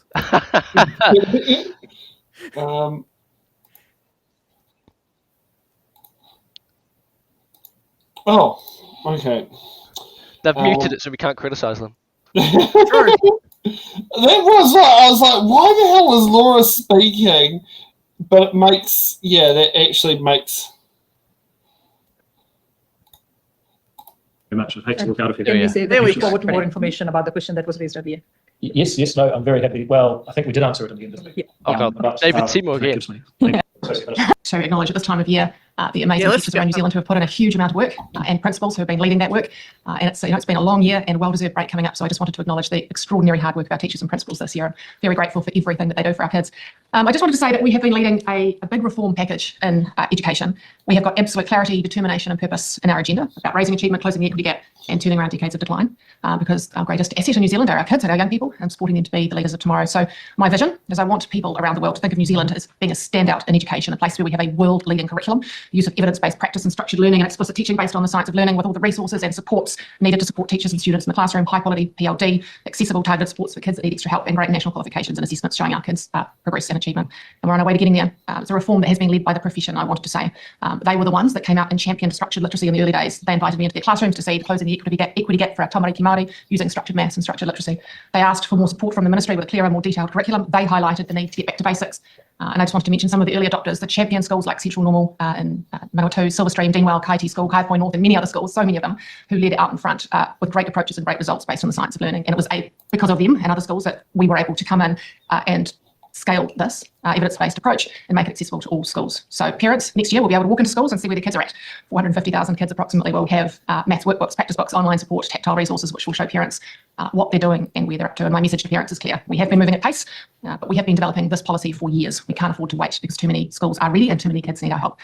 This is just the start of the journey. We've told schools, make sure you work at your own pace. We are in this for the long haul. We will provide all the supports that they need. Embedding a curriculum refresh, running professional development, responding to sector feedback throughout, things that we will work on with the sector together. Our kids have heaps of potential, and our focus on achievement, excellence, closing the equity gap means that they will get the education they need to gain meaningful qualifications and go on to live the life that they want. Impressive intro, thank you. Chair's prerogative, I'm asking the first question today. Sure. Minister, I just want to know, just on the recent announcement, you mentioned equitable outcomes a couple of times in your intro, the recent report from the Auditor General on what the Ministry is doing to achieve or promote equitable outcomes. Do you have thoughts on that? Yes, the Auditor General did release a recent report that they've been undertaking for a number of years, and they've just been in the final throes of finalising it this year. frankly, the report was pretty confronting, and I agree with everything that it said. It was very clear on the fact that we do not collect enough evidence or data on student achievement. There is no nationally consistent way that we measure student data, and they mentioned that a lot in their report. And the reason that I wholeheartedly back that is because it's part of our plan to make sure that we are monitoring student progress, knowing where to put resource, but we can't know where to put resource, and parents don't know where their children are unless we have that consistent method of assessing young people. And so I thought that was very insightful. The rest of the report really went on to talk a lot about data and evidence and contracting and results and outcomes. And it said, look, we really are not measuring things and we're not using good data well enough. And I think it's been really clear coming in as Minister. I've seen the number of contracts, the number of things that we do that are not properly evaluated. We're not collecting enough data. We're unable to see how they stack up against each other, different interventions. And so we really are bolting things on and continuing to add more and more cost and more things without actually being able to understand what the impacts are. And I think the report was very clear that we have to have much better evaluation, much better contracting. We've already taken moves to overhaul the way that we contract in the Ministry of Education to make sure upfront we are getting that data that we need so we can evaluate things properly. And so I thought while the report was sobering, it was an excellent reminder that we are on the right track. Thank you. The first question is from, or second question is from Lawrence, and then Deborah. Thank you. Opening statements. Do we feel like we've got confidence now? Well, yeah, I have more confidence in Erica Stanford than I do in most other ministers within this government. I think it's very funny that David Seymour is not there. He must have gone off to have school lunch or something. No, I think they. I don't think they could stand being sitting next to each other at the table. Yeah, I don't blame her. Doesn't seem like Erica Stanford and David Seymour have a particularly close relationship, which is quite a surprise considering they both handle the education ministry. I think she keeps saying, "Stop undermining me." Yeah, I'm still. I mean, I'm going to say this about Erica. I'm still annoyed that that 30 million was cut from Te Reo Māori. But well, I mean, yeah. I think I'm going to give her the benefit of the doubt. I don't think she would have made that decision unless if there was more money available to her. I think it came down to prioritizing what she had to spend money on. I don't think it was a deliberate malicious choice. You've also got a person next to her who says anything given to Māori is race-based as well. So I think I still want to find the schools that drag the secondary school that drags kids out of maths, English, and science lessons to be forced to Māori rammed in your throat. I still haven't found a school that does it. Yeah, I mean, I think with Erica, this is one of the very few things this government you've actually seen improvements on in education. If I'm going to be completely blunt, I don't think Labor did a good job with education at all. And I think Labor's arguments against Erica Stanford isn't too, and the education policies the national government is bringing out isn't too good. I mean, the argument stems on us having the most decentralized education system in the world, but they're not explaining why that's a bad thing. And they're also just saying of charter schools, the Credo report is paid off by charter schools, pro-charter school lobby. I mean, that's not a credible argument if you don't have actually any actual criticism of charter schools, which there are several criticisms you could lobby at charter schools. It's not a good look for Labor.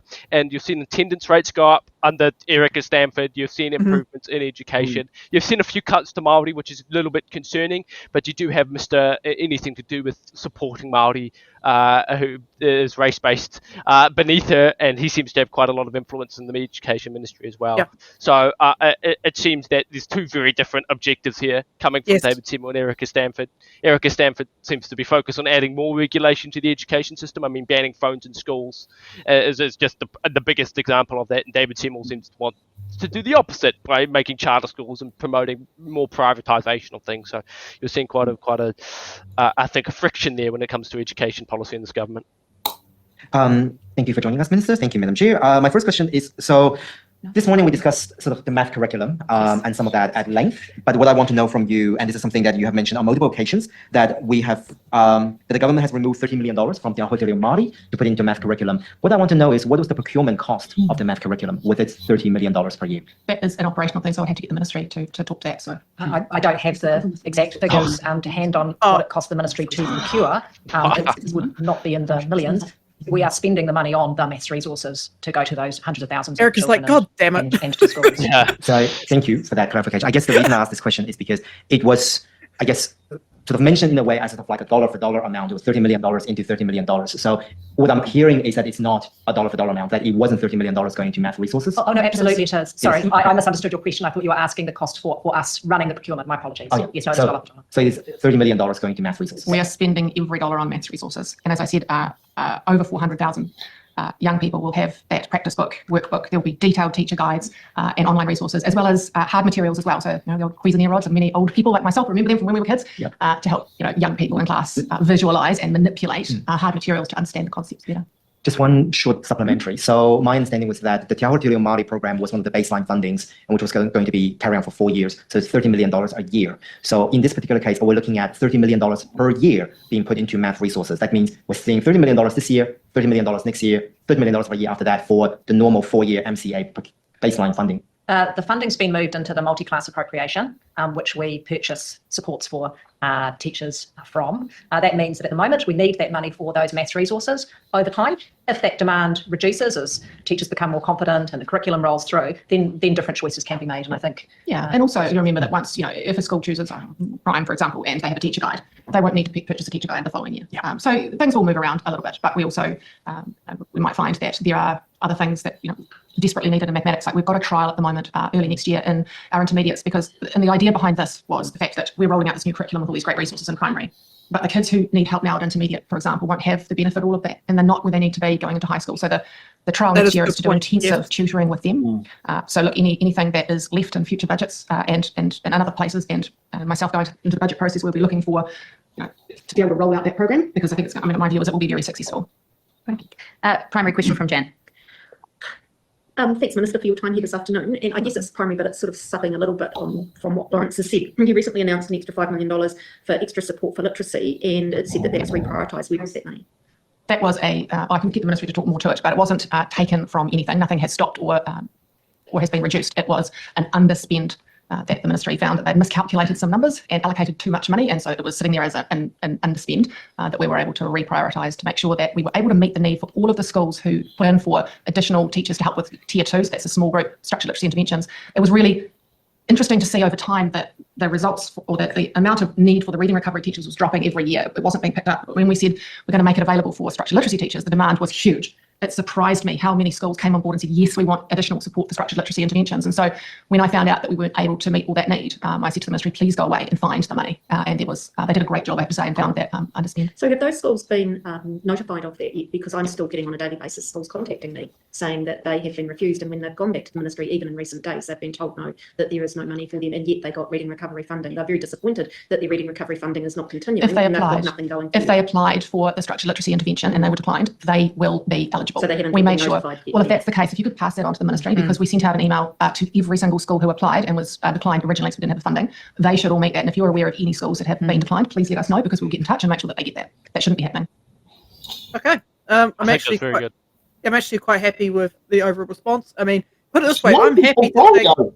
Yeah, I mean, I would be more than happy to take 30 million from David Seymour's budget and give it to her, because she knows how to use the money. Yeah. And I'd love for her to invest that into Te Reo Māori, and she can have the maths books as well. Like, this is a lady that has a plan, and I think she's definitely on the right track. Yeah, it doesn't seem she's running purely based on ideology like David Seymour is. It seems No, she knows her portfolio inside out. Yep.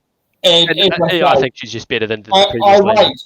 I think National's best minister in government at the moment. Yep. I'd agree with that. And I think this is one of the very few times where I'll give them leeway in blaming Labour, because I don't think Labour handled education very well under their administration. And I think a lot of the plans, like the open plan classrooms, were an abysmal failure. And I think moving back to the past isn't the answer. But if the evidence shows that if we restore the education policies to what it was before Labour got into power, and it was more successful then I guess. If education wasn't working under Labour and it was working under National more so than it was working under Labour, then they have it out there. But I don't think Jan Tanetti is a good education representative. Yeah, I mean, I've been in favour of having smaller classrooms, and a smaller teacher to student ratio, because hell, I was a kid with ADHD. I still have ADHD, but I was in a big classroom and I was the last in everything. I had the Yep. worst spelling, the worst maths. My teachers got so fed up with me in the 90s that they just locked me in a cleaning cupboard, and I had to have company with the mops. And the mops were good company. But yeah, so that was the 90s, and I don't want to return back to that. I don't think any kids should return to that. But yes, I have seen really impressive outcomes from Montessori, and I would love to adopt their model into public school. The teacher. What model was that? Sorry, from who? Montessori. Oh, okay.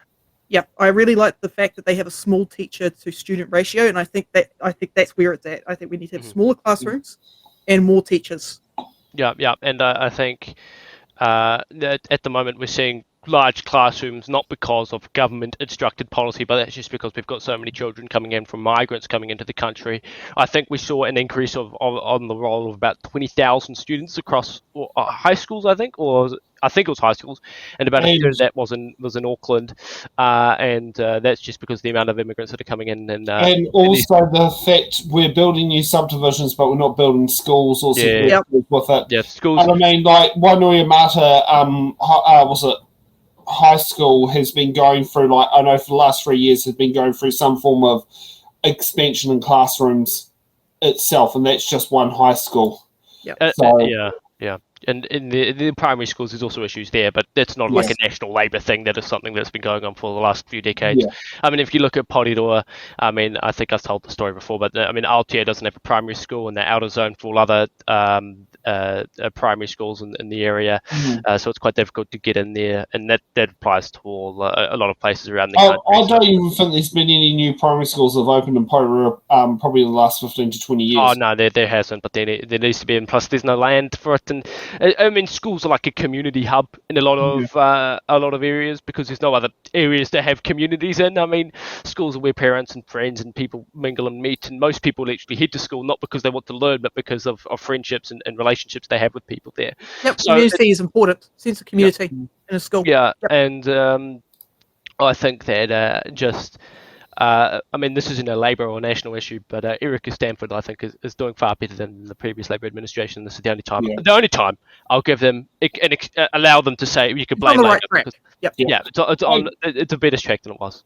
Yeah. Okay. So we're at the end of the show tonight. I'm glad we're left with good bits. So the bills that you can put submissions in that are coming up soon.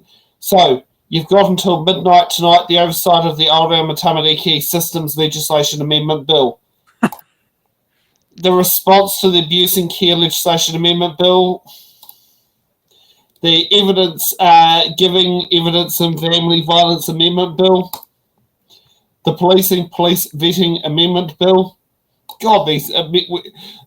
too many. The Sexual Violence Strengthening Legal Protections Legislation Bill, thank goodness, not an amendment one. The Mental Health Bill. Now, after Christmas... Oh, no! the big one. Principles of the Treaty of Waitangi Bill. And should corporal punishment go back... That's a good one to end on. Yeah. Perfect for Levi. No. And as you can see there, Stacey has been popping all those links into the chat. Thank you for that. So I think we've seen a bit in Scrutiny Week. I think Laura, you and I and Stacey are probably going to have to talk how to approach the next Scrutiny Week. There's so much footage to cover. So much reading to do. So much just to sit there and try to cover. Just like there's so much stuff that we've had to miss out on. Like I'd love to have had seen Lester Levy getting roasted. Maybe next week. You might need to do two shows, one on Saturday, one on Sunday. Well, we last night. Yeah, no. It's kind of like 2 hours ain't enough. You need 20. Didn't you do 3 hours for the treaty principles and the abuse and care? You might need to do the same for the Scrutiny Week. You might need to do 3 hour shows instead. Yeah, it's something we'll talk about. But yeah, I think 3 hours ain't going to be enough. I think we're going to need 20. Yeah, and I mean 20 hours worth of a lot of time to sit there and do that. But then trying to have that to sit there and fit in with Paul the other one, with BHN, with the working group, trying to make sure that we're not stepping on each other's toes when we're informing people. Yeah. Okay, well, yep, I think all the chats have been put in there. So thank you, panel, for joining us, and thank you to team for making it happen, and the viewers who joined us tonight and those who also joined us last night. We'll be back here next Sunday with the next Order Paper podcast, where we'll be seeing the House, I believe, is going into urgency on Tuesday to pass some bills. What bills are they? Oh, I don't know. I'll have a look. I'll have a look, and we can talk about our off-air shows. So thanks for watching. We'll see you next Sunday night. Thank you for watching The Order Paper, your express ticket to the New Zealand House of Representatives. Every episode, we unravel the complex world of legislation, debate, and democracy. From bills to select committees, we've got it all covered. From our team of political commentators who will dissect and explain what's happened so you can remain up to date on what's happened in the Aotearoa, New Zealand Parliament. To support our channel, you can become a Patreon member at patreon.com/it'sintheballot. The Order Paper podcast is brought to you by It's in the Ballot Productions, live at 8 p.m. New Zealand Standard Time every Sunday.